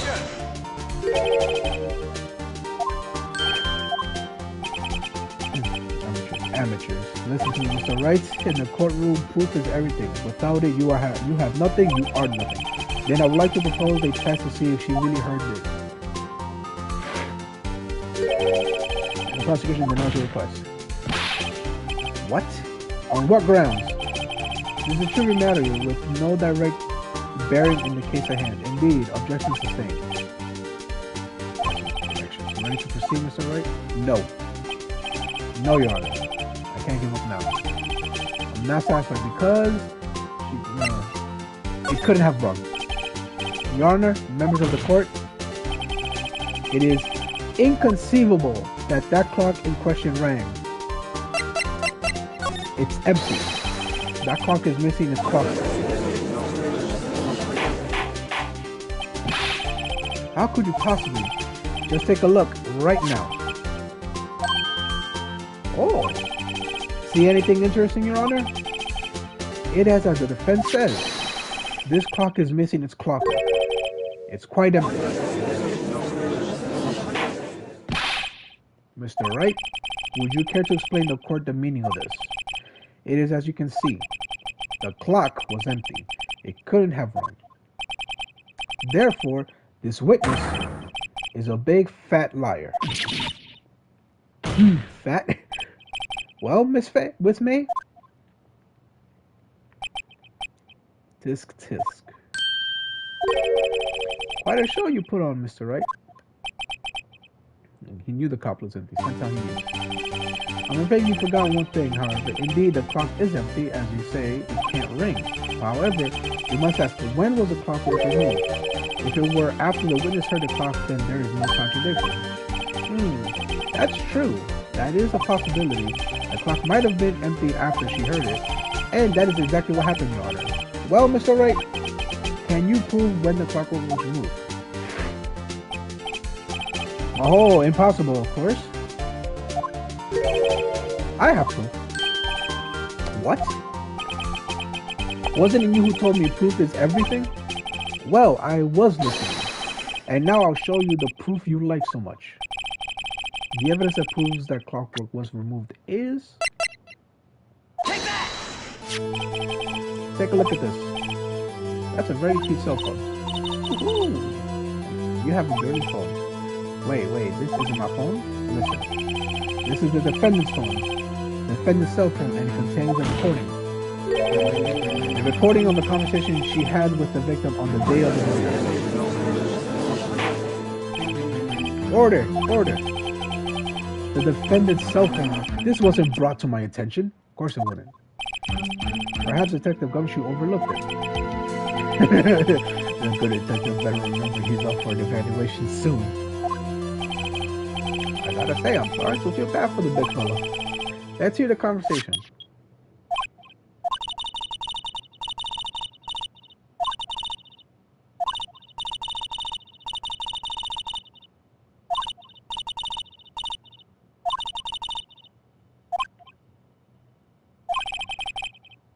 September 5th, 9:27 a.m. Your Honor, I think this makes it clear the property was already gone by the time this was recorded, which was well before the witness even arrived at her hotel. Look at her. Well, Miss May, would you care to explain this to the court? Just how did you know this weapon was a clock?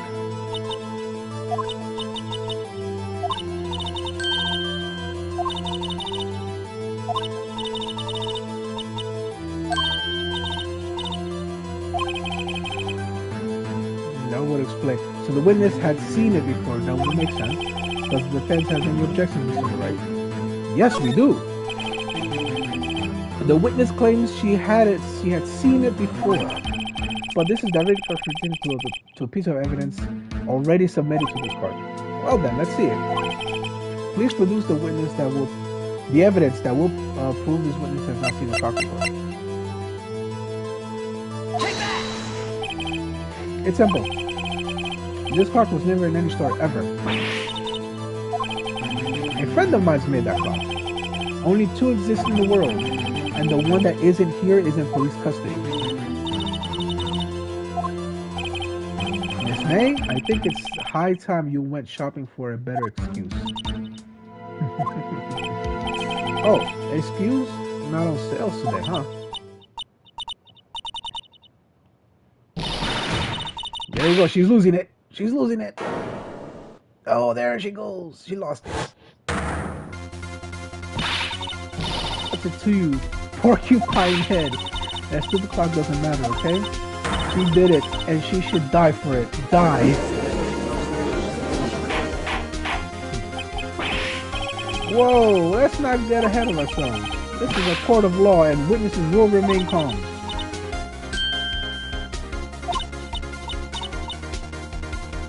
You silly man. Did I, lose it? Of course you did. I guess I did. Yeah. Miss May, let me ask. Tell me, how did you know the weapon was a clock? Oh dear. Does the defense have an opinion on this behavior? Yes, Your Honor. Allow me to explain how I see the truth of the matter.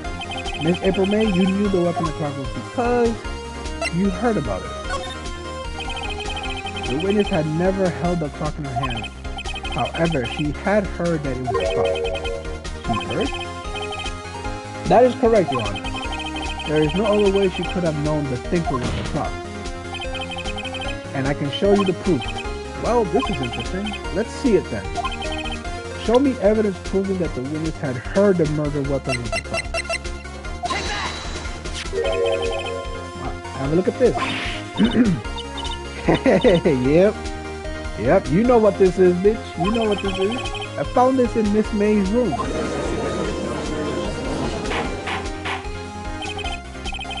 Mr. Wright, please explain to the court what this is. Miss April May, you were tapping the victim, Miss Mia Faye's phone, were you not? Look at it. Your Honor, this is irrelevant. I'm not entirely sure that it is. Objection overruled. It troubles me that our witness was in possession of a wiretap. This is outrageous. Does the defense truly claim that the witness was tapping her phone? Absolutely. Even if that was the case, which is not, you still have to prove one thing. Did the victim ever say that the weapon was the clock on the phone? Can you prove that? I think not. Oh yeah? I think I can. It's simple. What? Here's my proof. The proof that the victim said on the phone that the weapon was a clock. Literally the recording itself. I present the defendant's cell phone. Yes, we've seen that. Listen once more to the conversation between the defendant and the victim. Mia, what's up? You haven't called in a while. Well, actually, there's something I want you to hold on for me. Again? What is it this time? It's a clock. It's made to look like that statue, the thinker, and it tells you the time. Miss April May, you used a wiretap to listen to this conversation. That's how you knew the thinker was a clock. Am I wrong? Objection! Your Honor, this is ridiculous. Your Honor, look at the witness's face. Does she seem amused to you? The defense demands an answer. Whoa. Witness, answer the question. Did you tap her phone? Miss May. Shut up, all of you. What gives you the right to tell me like that? To talk to me like that? You lawyer.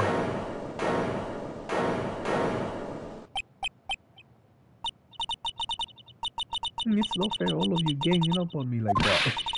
Oh, so I'm the bad girl. Is that it? Yeah, there she goes crying. Of course. That did it. The court seen the real Miss April May now. Now to deal the final blow. Why the wiretap? Why did you tap her phone? Answer the question. Do I have to? Isn't this a murder trial? Isn't tippity tapping irrelevant? Miss May? You were tapping the victim's phone. I hardly call that irrelevant. While this court does not condone the defense's tone of voice, he has a point. Well, Miss May, do you have an explanation for the court? Can you prove you had nothing to do with the murder, even though you tapped her phone? Ha, I like to see her put that off. Saw that evil grin of yours. You're probably thinking I like to see her pull that off, aren't you? Damn, she good. First man who stopped that, and of course, I can and will. Can't be serious. No way. Way, I say way. Oh, and I assure you I'm serious, Mr. Lawyer. So the killing happened around 9. Why, that's just when I was getting room services from the sweet bellboy. Room service? Iced coffee, I believe it was. Iced coffee, you know, like normal coffee but cold. If you don't drink it quick, the ice melts and then you have regular cold coffee. Think I'm making this up? Ask the bellboy. Ergo, the witness was not on the scene of the crime of the murder. So where does that leave us? It is my great experience to inform you that the witness appears to have been tapping the victim's telephone. However, that is a separate crime with no bearing on the current case whatsoever. Her testimony stands. She saw the defendant, Maya Fey, commit murder. No, they're going to let her just walk away. There's no way I could win this unless Miss May...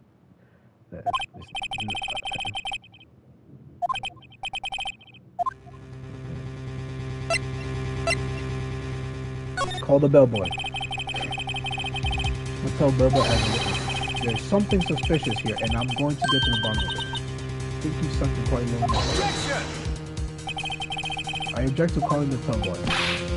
Why? What's your reason?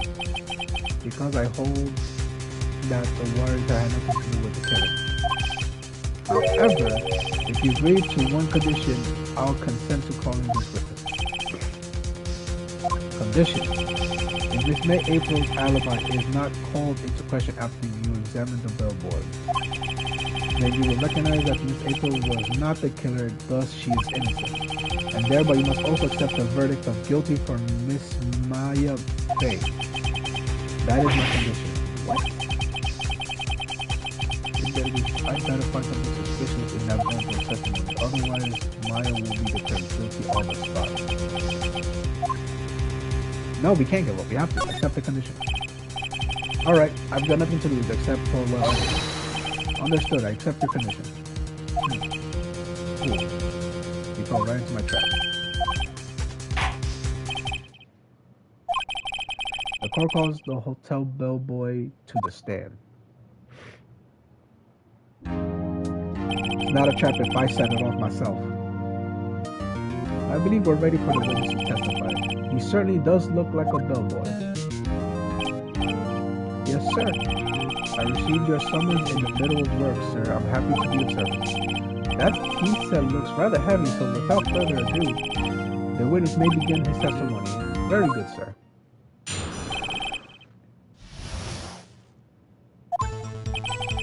I am the head bellboy at the Fine Gatewater Hotel in business for 4 generations.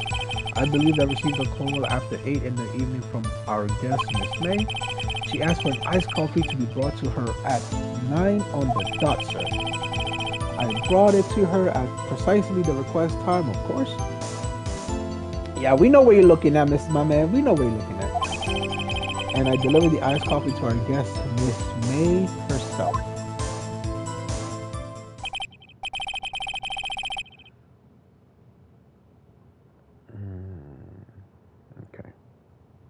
I see. The defense may begin its cross-examination. Right. I'm ready, I hope. This is it. If I don't prove Miss May was involved with the murder now, Maya will be finished.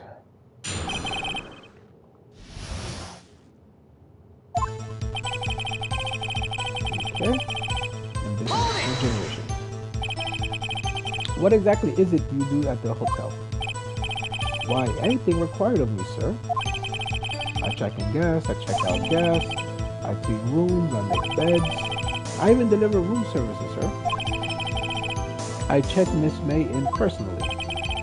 Are you always so prim? Mr. Wright, you will refrain from asking frivolous questions. Okay. Are you sure it was Miss May on the phone? Absolutely, sir. How can you be so certain? I checked Miss May in personally, sir. Not only did I see her in all her stunning radiance, but I also heard her voice. And then I saw them, and I... Yep. The point being, I remember her quite well, sir. Yes, what then? She asked for an iced coffee to be brought to her 9 on the dot. 9 on the dot, you say? Yes, I confirmed that detail several times. She was watching the program on the TV and wished to drink after she finished her. 9, that sounds like a murder. Yes. Precisely at 9 then. Precisely, exactly, and most definitely, sir, 9 p.m. How can you be so sure? Miss May was quite insistent that it be brought to her. Be brought then. Oh, bellboy. Not saying that. I like iced coffee at exactly 9. Something like that, sir. Excuse me. Therefore, I knocked on her door at the crack of 9, sir. Why would she be so particular about the time? And I delivered the iced coffee to our guest, Miss April herself. You are sure it was Miss April herself? Absolutely, sir. Absolutely? Yes, sir. As in, so very true, so very absolutely, sir, it's an endearing mannerism of mine. How come you're so very certain? Well, when I brought room services, sir, the guest favored me with an embarrasser, sir. Embarrasser? Is that French for embrace? It's French for kiss, sir, but not a French kiss, sir, more like a peck on the cheek. I wish she had done that. I believe perhaps she was momentarily swayed by my prim demeanor, sir. There was a moment I shall never forget, sir. Sounds pretty fishy to me. Think our Miss May was up to something and wanted the Boba to remember her. It's no good. There's nothing there. Is this it? Finally, you understand. This bellboy has absolutely no reason to lie. Now, if you have any decency, you will end this rather tedious cross-examination here. If it be tedious, the witness may leave the stand. Protest. Nope, we got a protest. Yes, the defense have something to add. One last question. Let me ask one last question. Your Honor, I must object. This charade of justice has gone on long enough. Now, Mr. Edward. Alright, Mr. Wright, I'll give you one more question, that's all. Alright, this is really it. Now this is my last chance. What do I ask about? Jackson and service bed making. Fuck, which one do I ask?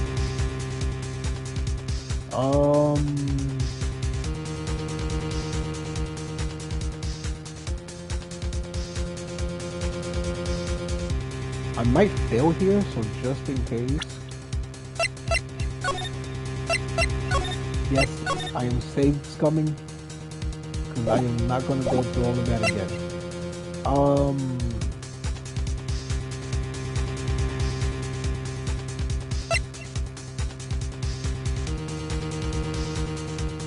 Not the bed making, there's no reason for the bed making. The room service? I think it might be the room service, because I remember seeing the 2 glasses there, so why would she need 2 glasses if it's just her? Another room service. Again, sir? Exactly, the guest had requested iced coffee 18 minutes later. Oh, I see. $18, doesn't that quite a bit expensive? Yes, well, iced coffee for 2, you know. Ah, see? And we don't skip on the ice. What did he say? What did you say? Oh, rather quite. Bellboy, tell us the truth now. Was someone else staying within Miss May's room? Objection! I object. That was objectionable. Objection overruled. The witness will answer the question. Yes, I see. Why did you not mention this in your testimony? Well, sir, you didn't ask, of course. Nice try. But that's the sort of thing you're normally supposed to mention. Ah, yes, quite, indeed. It was the good barrister there, Mr. Edgeworth, who... He asked me not to mention it if I wasn't specifically asked. Oh! You fool! I've done it. I've won. Miss April May checked into a twin room with a man, correct? Yes, sir. Then, when you brought the room service, you didn't see the man in the room. That's right, sir. Your Honor, we have just learned of another person involved who may have been the murderer. In light of this new fact, I hold that it's impossible to judge the defendant. Wouldn't you agree, Mr. Edgeworth? And who, Mr. Wright, is this other person? Simple. It was... Can't be the man with Miss May. The man who checked in with Miss May. Your Honor, as has been previously revealed, Miss April May was tapping the victim's phone, yet Miss May herself has an alibi at the time of the murder. However, that does not clear the man that was with her. The bellboy saw no one else in the room at the time of the murder. Man, what can you set up, but it's too late. Too late? I suppose you liked it if it was too late, wouldn't you? After all, it was you who hid the presence of the other man from this court. Yeah. Get fucking... These accusations are ludicrous. Enough! The court acknowledges the defense's argument. I expect the prosecution and defense to look into this matter fully. Am I understood? Yes, Your Honor. That is all for that's all today. That is all today for the trial of Maya Fey. Court is adjourned.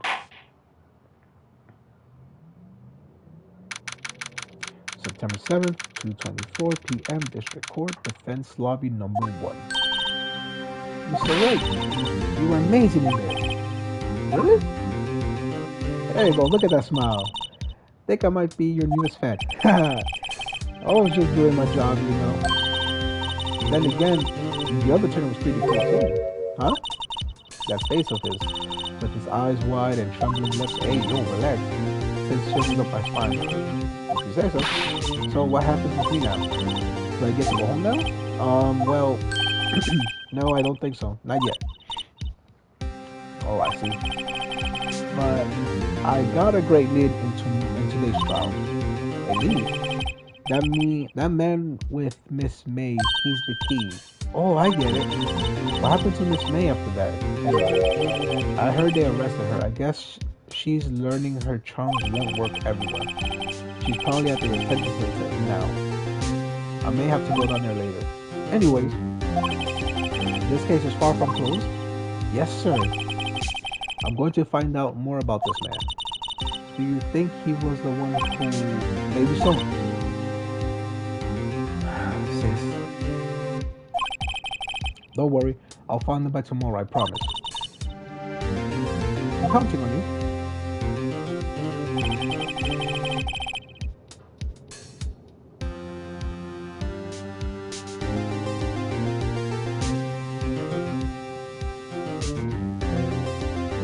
As for full record of April May's testimony, I thought it might come in handy during the trial tomorrow. But now that I have it, I'm not sure. Most of her testimony was all lies. In fact, there's only one part here that hasn't been stricken from the record. To the court, I don't know how much good this will be for me. Anyway, time to hit the pavement and do some investigating. Maya doesn't belong in the detention center, and it's up to me to set her free. Let's go.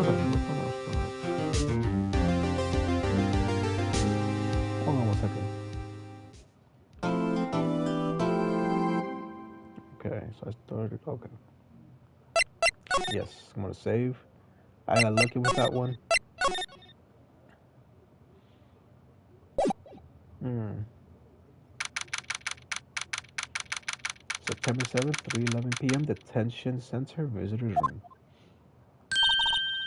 Well, hello. I didn't expect anyone to visit me in such a dank place as this. It's really quite moving. Not you stinking lawyer. I hope you die. Have you come to laugh? Yes, laugh at the fallen Miss May. No, not really. There's something I want to ask. Unfortunately, there is nothing I want to be asked. Haven't you done enough questioning, you spiky head? Here we go again. Please, you're scaring the security guard. So what is wish to ask me then? That was quick. How did you get to be so totally whacked? That man. About the man who stayed with you in your hotel room. Can you tell me about him? Where is he? Come on. No way. No way, Jose. Maybe if I had something to get him to talk. A wiretap. Why did you place a wiretap on your phone? When you say it like that, it sounds so cold, so criminal. Tapping your phone is a crime, isn't it? Oh, and I suppose you learned that in lawyer school, Creep. This woman's impossible to talk to. Yeah, and sadly, some women are like that in real life too. Say, why are you so angry? I mean, you don't look like a bad person. Oh, that does it. Bottom feeding some sucking lawyer, Lamau. Bottom? I can't tell. Does she have a thing against lawyers or just me?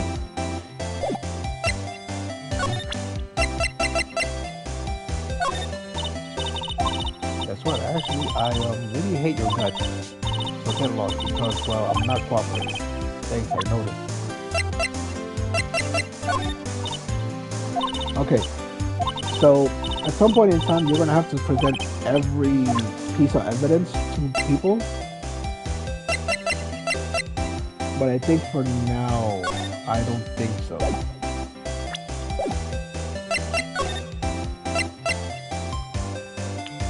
See? Alright, give me a second. Hold on, something just came up.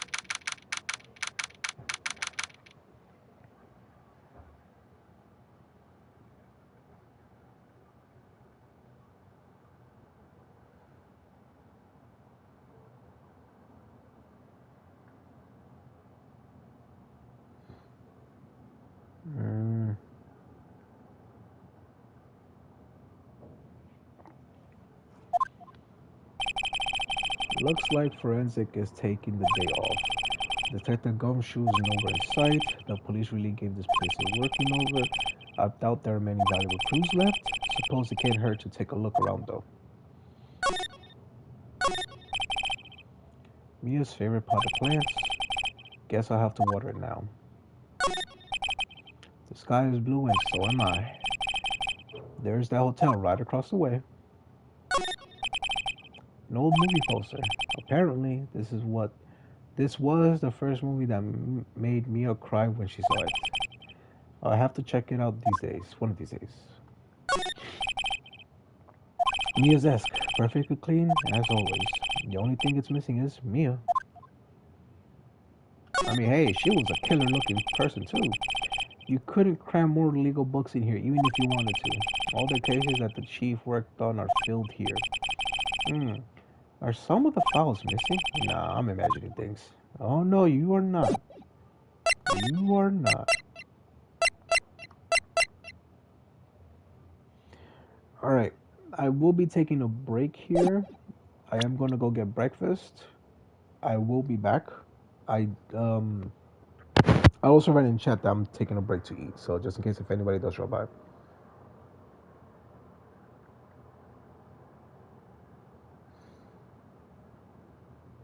Okay, let me type here. I'll use my phone. I could use my laptop, but most of the times I use that for something else. It doesn't run fast or slow. It's just at best.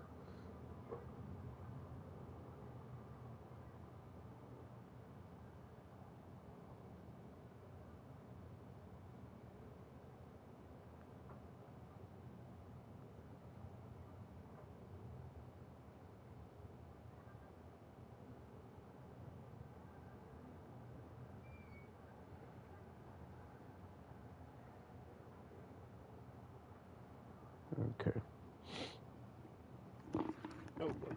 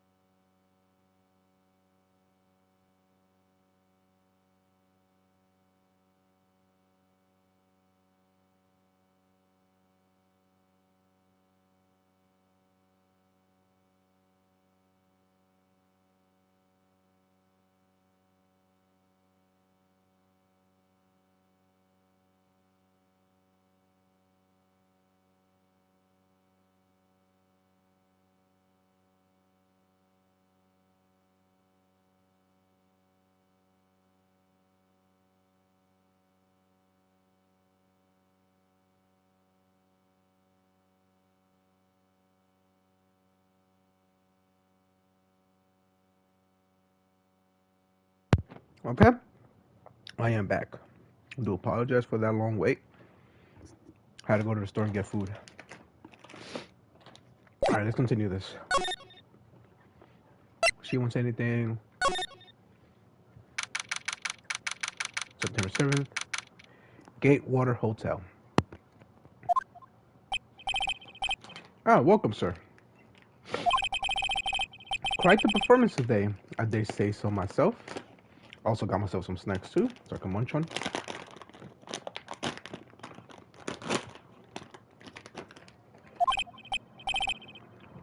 Oh, thanks. Sorry for putting you on the spot like that. No, not at all, sir.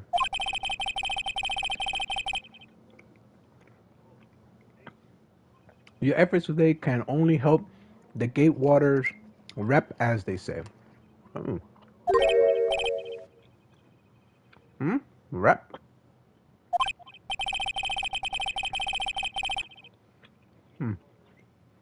Yes.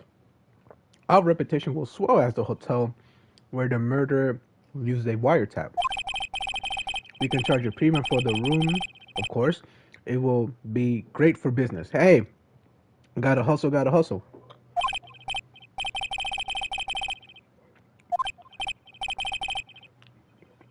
Or two will become famous, but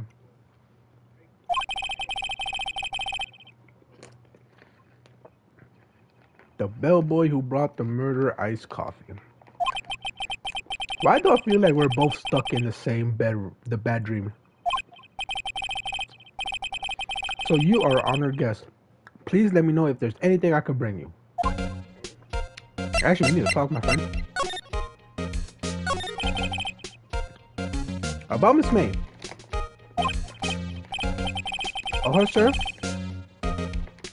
Sir, not to boast, but I knew the moment I saw her. She'd do it, I said. Do what? I'm starting to think the most suspicious person here is this guy.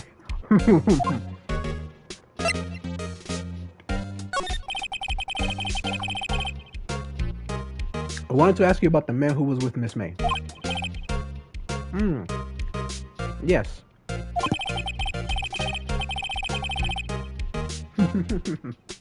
He struck me as a real lady killer, if you pardon the expression. I knew from the moment I saw him, sir. He and I are the same ilk. We both carry the scent of danger. Hey, yo. What do you mean by that?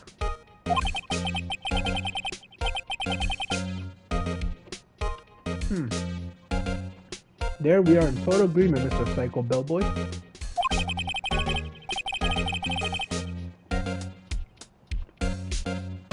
If you had a photo of the man, I'm quite sure I could identify him. Okay. That sounds interesting. Looks like we might have to get our hands on the photo.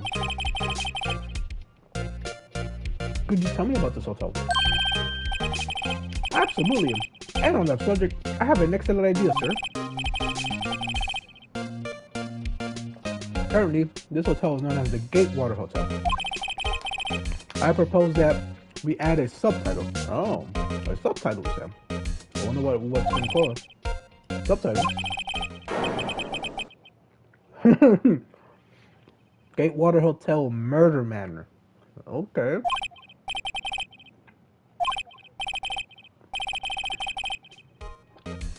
I mean, hey. They thought of it. They like it. Fuck it, why not, right?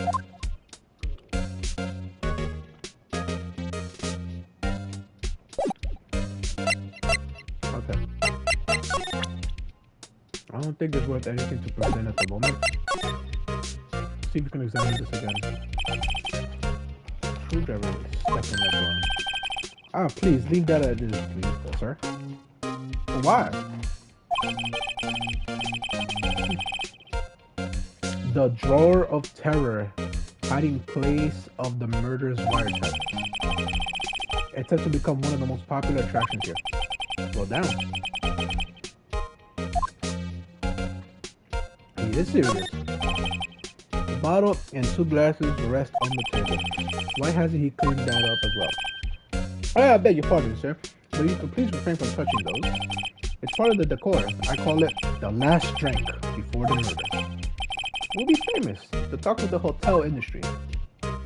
Okay, so he basically put everything back as is because it's gonna, the reputation they want to increase. You can see the place, of course. Ah, yes, we plan to install a telescope in that window, of course. Just $5 will earn you 3 minutes of a view to kill. Just kidding, sir. Yeah, I hope so. By the look in his eyes, I say he was more than serious. Okay, so there's really nothing much to investigate here. Go back to Grossberg.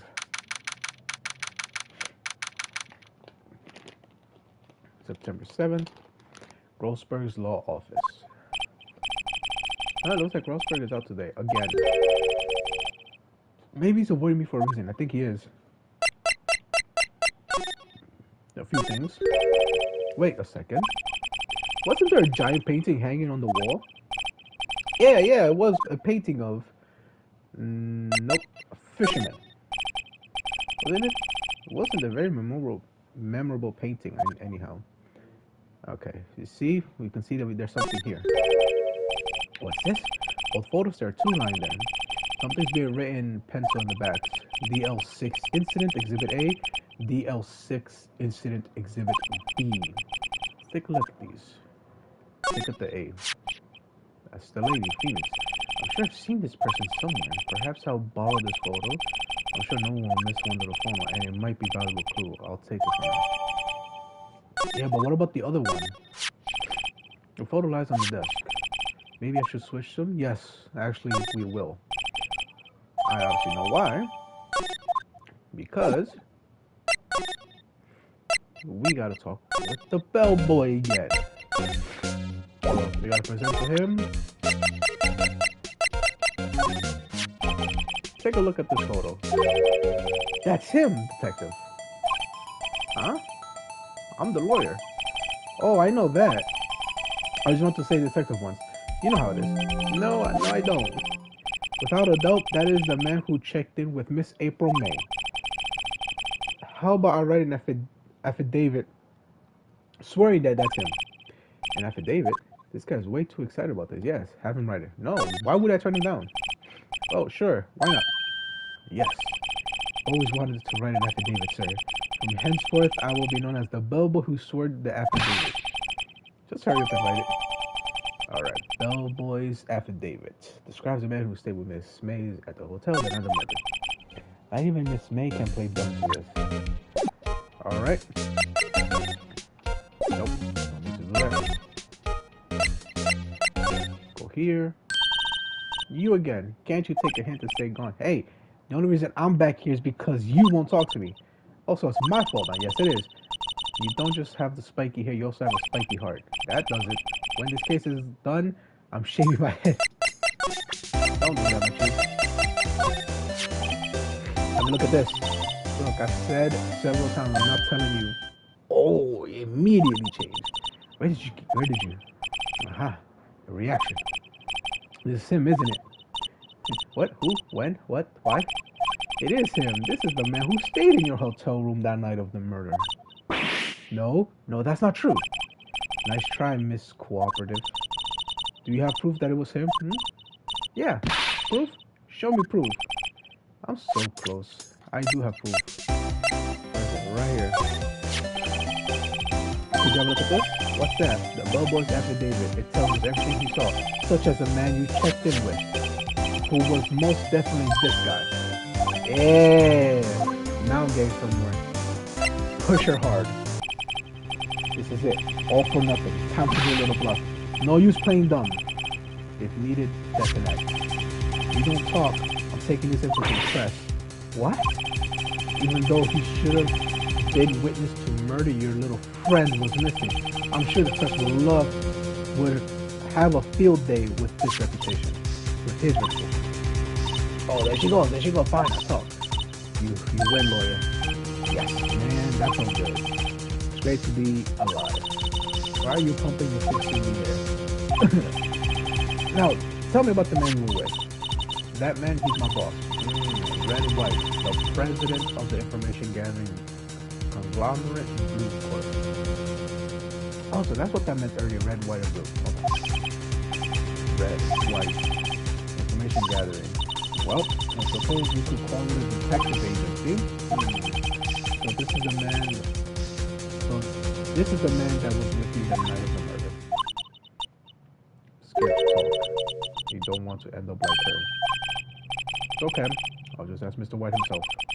Can you tell me where the Blue Corp is located? Mr. Red White at last. Finally, a lead on this guy. April May couldn't have done it. That leaves him. Time to take action. Discarded. Damn. Why did he discard that? Okay. So we move on. Blue Corp.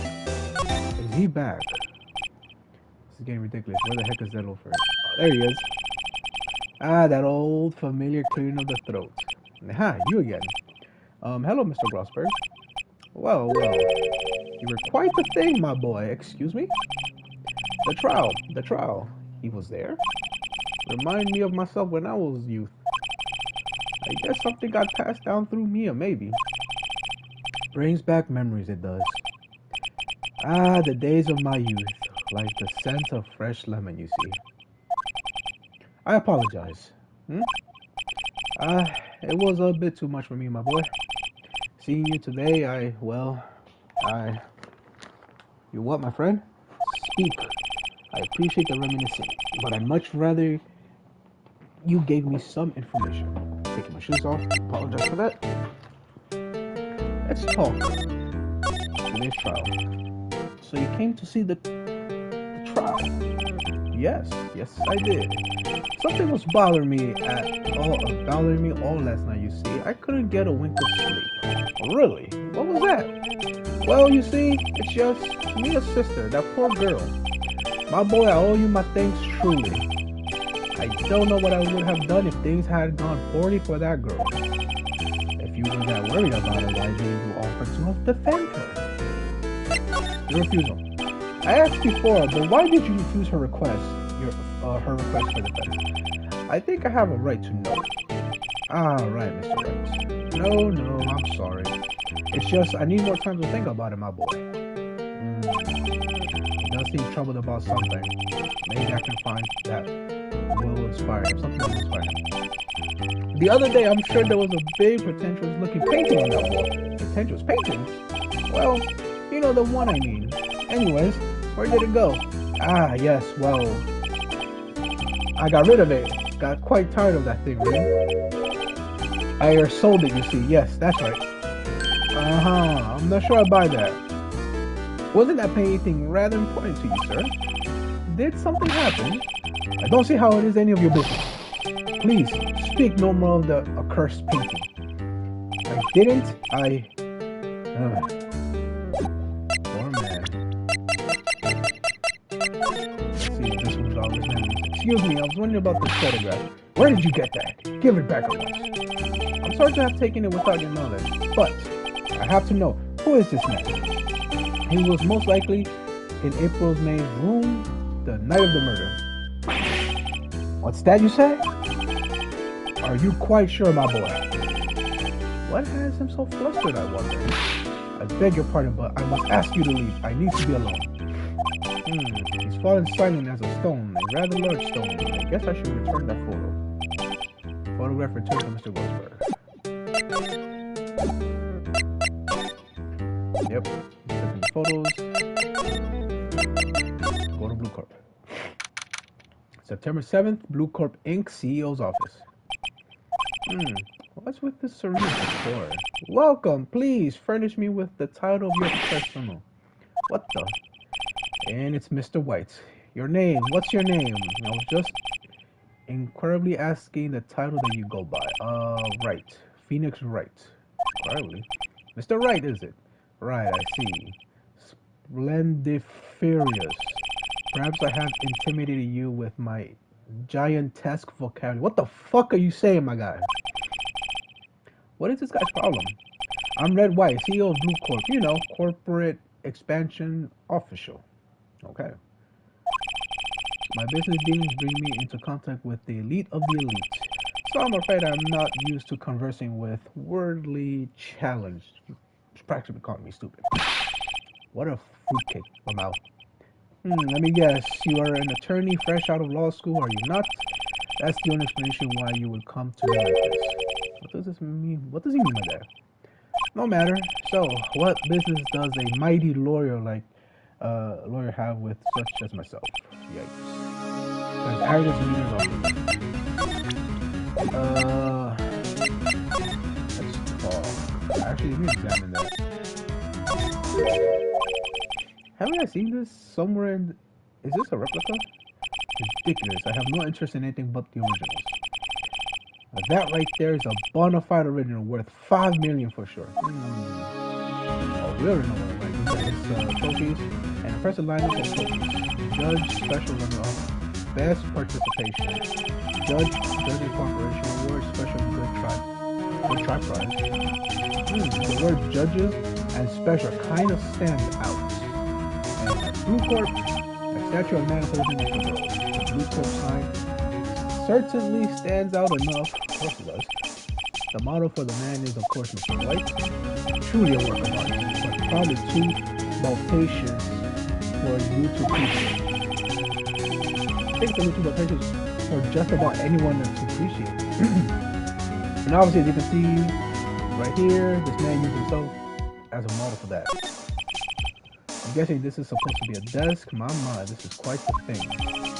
It is modeled on my body, see? Well, does its sleek roundature not inspire you? I don't know what the hell that is, but okay.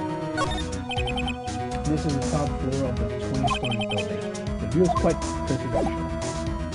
Now let's talk with her. Miss Faye is an employee of Blue Corp, is she not? Correct. She was my secretary.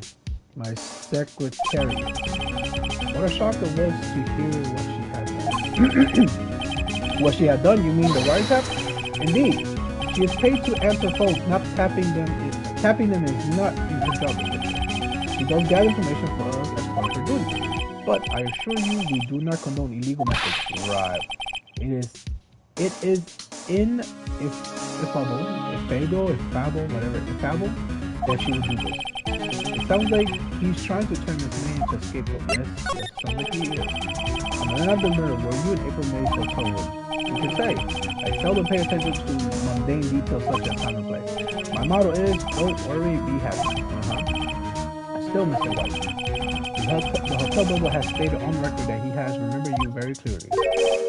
No matter, the bubble can say what he please. I still won't talk to you. If you want me to speak, put me on the witness stand. Although I doubt you'd be capable of doing that. Very good question, actually. Why didn't the prosecution call him as a witness? He should have seen the same thing as April May. Oh, the police, of course. To me, they are mere toys, playthings for my amusements. What kind of company is Blue Corp anyway? Excellent question. We buy and sell various kinds of information. We are a company of the future, you might say. We are the future. Sell information. In the 10 years, I built this business up into the grand office you see now. In case you were wondering, Blue Corp was named after the color of the I, Red White of Blue Corp, as founder of CEO, named it so. And why you ask? Because I like the color blue, of course. I'm not reading that. Is it not? And there's something that's bothering me. Yes, what might that be? That big painting on the wall over there. I've seen it before. You know, I've actually seen that painting before. Oh? Just yesterday, actually. Your point being? My point is simple, rather, my question is simple. Why is that painting hanging on your wall? Mr. Wrong, was it? Right. It appears you do not fully grasp your position here. I ask again, who are you? A lawyer. No, my feeble friend. A mere lawyer. Worth nothing, zilch, zipple, nada. Just like that sorry excuse of an attorney, Grody Burger. Obviously, he's just fucking up his name. What? Oh. He punched me. Well, Mr. Lawyer, what will you do, huh? Charge me with assault? Charge away, I welcome it. For it is you who will be found guilty. What? Hey, heed my explanation. The police, the courts, they all do my bidding. So you say,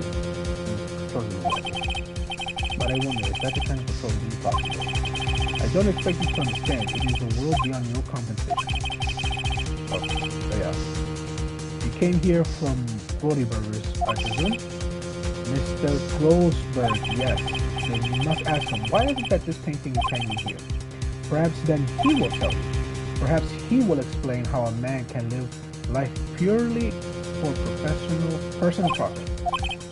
Go now. Skedaddle. There is nothing more to discuss. Yep. Really, there isn't anything.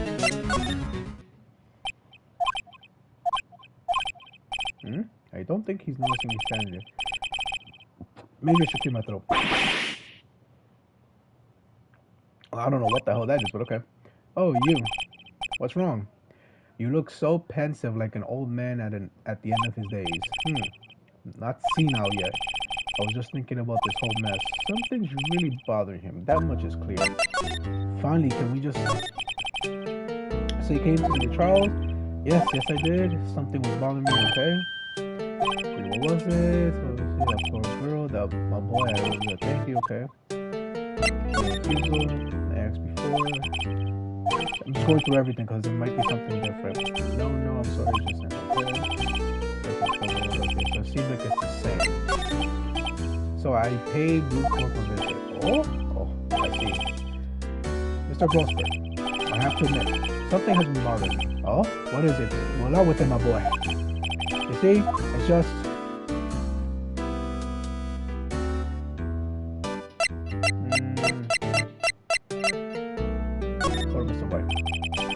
Photo, Mr. White. Why would you have his photo, Mr. Grossberg? Well, it's been a long time since then. Long time ago. I'm sorry, but I think not. I think you still have ties to Mr. White even today. Really? Whatever gave you the idea? What connection could I possibly have to an individual such as he? Pretty straightforward, actually.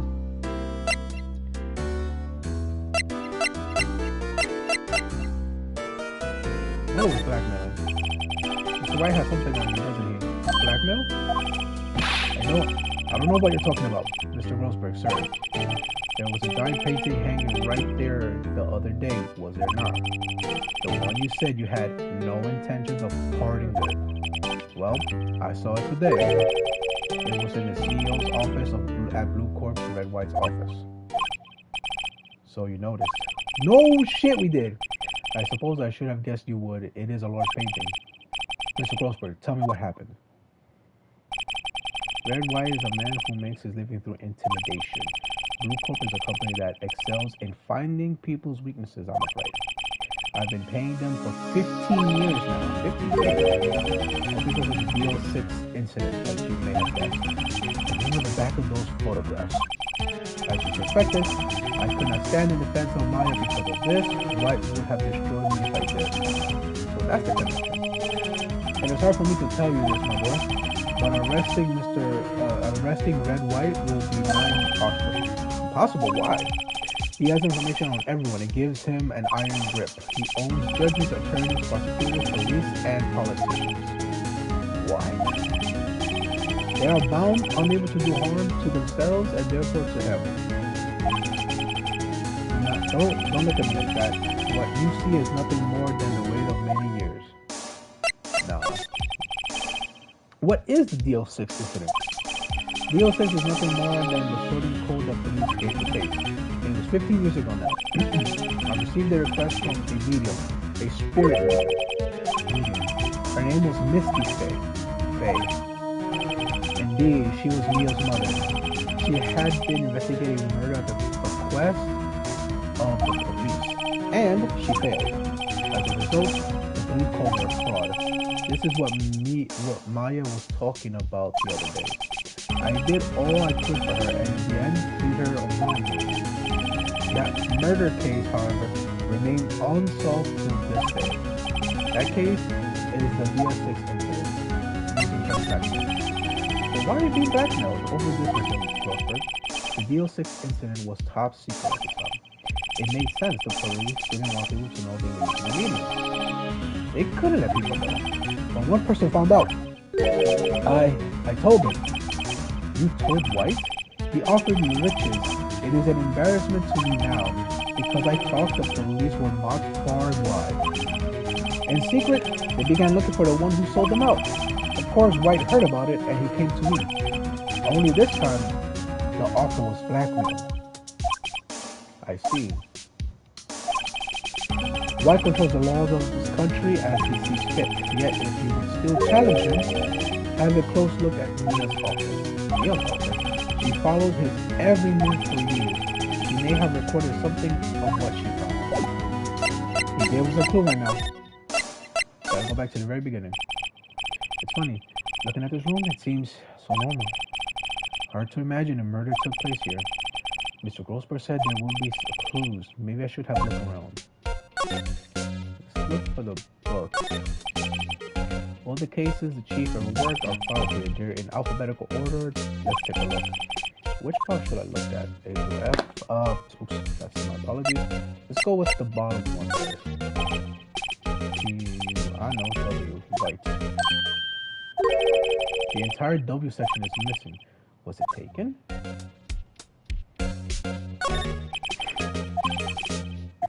Order.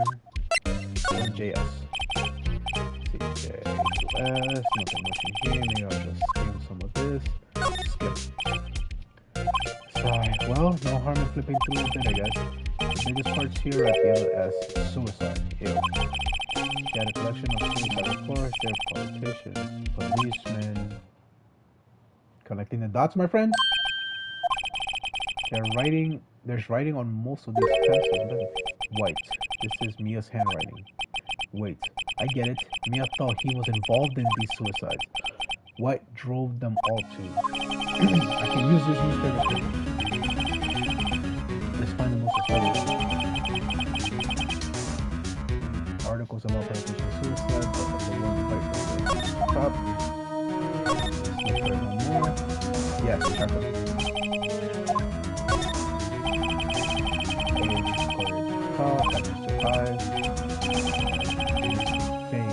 That's me and Maya's mother. Take a look. Yes, read it. I have tarnished the Faye name, leaving only these words to my mother vanished. I was determined to find the ones who had made my mother believe herself guilty. Using the power that was in my family, I held an audience with the dead. Finally, the names of two men surfaced. One was Marvin Grossberg, a lawyer who sold my mother's information for riches. The other was the man who sold that information to the press. This parasite who makes his fortune on threats and coercion. His name is? The record stops there. So me and you, Grossberg. Okay, now we're done with that. We know Grossberg.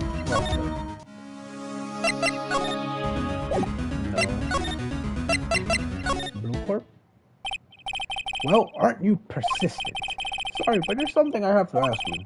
Mr. Lawyer, I really hate having to repeat myself, but it seems the message has not yet penetrated at your thick skull. Stop bothering me.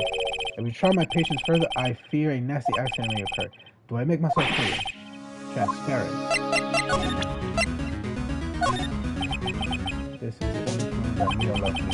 I better make this account. Mr. White, see this? It's an article describing the suicide of a politician. He was embezzling secret government funds. Then, one day, word got leaked to the press. The very next day, he took his own life. And this concerns me how? I found this article in Mia's office. Miss Mia, she had a file filled with articles. Every one of them was labeled with a single word, White. Mr. White, I know what you did to this politician. Blackmail. You were blackmailing. Blackmail? Not just him, either. You were threatening and coercing hundreds of others. You were involved in all of the suicide cases that Mia investigated.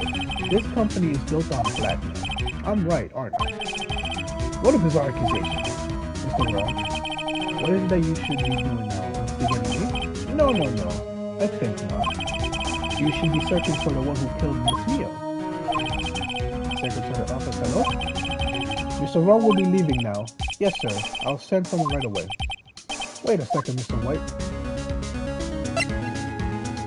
Nope, you're wrong. You're wrong, Mr. White. Excuse me?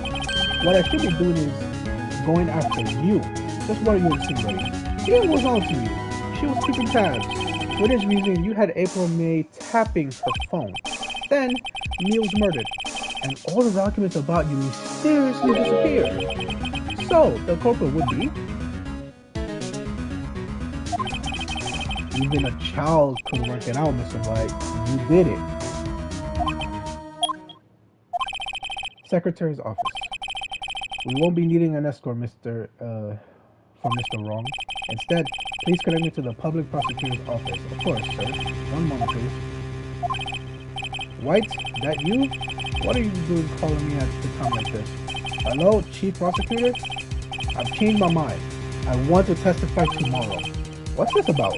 The Mia Fey case. I witnessed the murder, you see.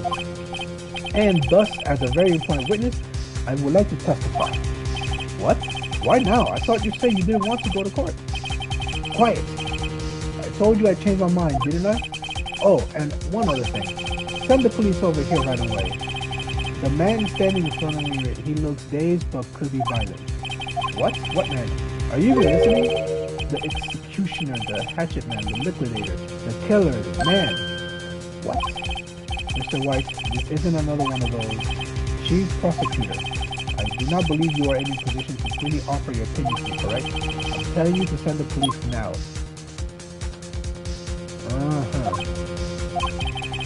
Can I not tell you, Mr. Wrong? You're a mere lawyer, as was Miss Mia. How dare you? I'll point the finger at you and you will be tried as Miss Mia's killer. The case is as good as settled. No lawyer of any worth will defend me. I have friends in the local lawyer association to sue. You'll be given a lawyer so stupendously inept that they make even you look competent. Detective Gumshoe reporting, sir. Harry Butts, Lamel. Right, actually, Phoenix Wright. And my friend's name is Larry. Oh, right. Sorry, pal. Butts was the murderer, right? Detective Gumshoe, I present to you the man who killed Miss Mia. Take the despicable human being into custody. Farewell, Mr. Wrong. Of course he would. September 8th. Can't believe it's only been a day since the first trial. My trial begins tomorrow. White's going to set a trap for me, and the prosecution will be in on it, of course, Edwards included. An attorney was assigned to me by the state yesterday. I refused. I had an idea. Right? Mr. Wright? Oh, Maya, great. They let you out of detention. Just now, yes. It's all thanks to you. Now I'm afraid worse these places. What? You mean you... I explained what had happened to Maya? I don't believe it. How many people does that man need to destroy before he's satisfied? My mother, my sister, and now you. This has gone too far. That's right, please tell me, is there anything I can do? Well, nope, cheer me on in court. You cheer me in court? Cheer for you? You mean like a cheerleader? Huh? Yeah, like that. Alright, leave it to me. Huh? I better go get a uniform and some pom-poms. Wait. Well, I'm kidding. It was a joke. No way. No, really, I was kidding. But thanks. It's good to know you're on my side. But I can't just sit here and do nothing. I've got to give that man a piece of my mind. Just a piece? Okay. Then come to the trial tomorrow. Okay, I'll be there. I'll show them a thing or two.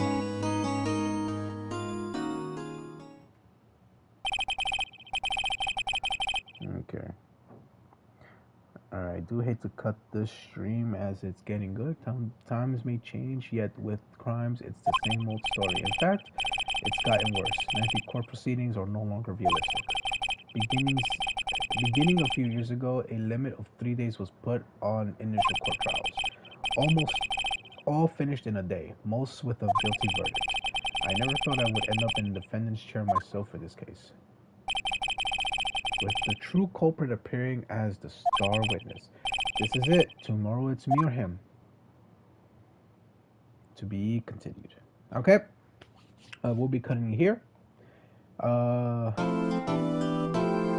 I will be streaming on Twitch. I will write in the comments. I'll probably share my link to my Twitch. It's also my descriptions, if not description, my more about my channel. Yeah, it's there in my link tree. So I do appreciate everybody that stopped by. If I missed anyone's comments and stuff, I do apologize. I also apologize for stepping out and getting food, but I needed to get food. If I didn't, my diabetes and such would get worse. But I do appreciate everybody here. Stay safe. You guys, keep yourselves warm, especially during this winter, depending on where you live.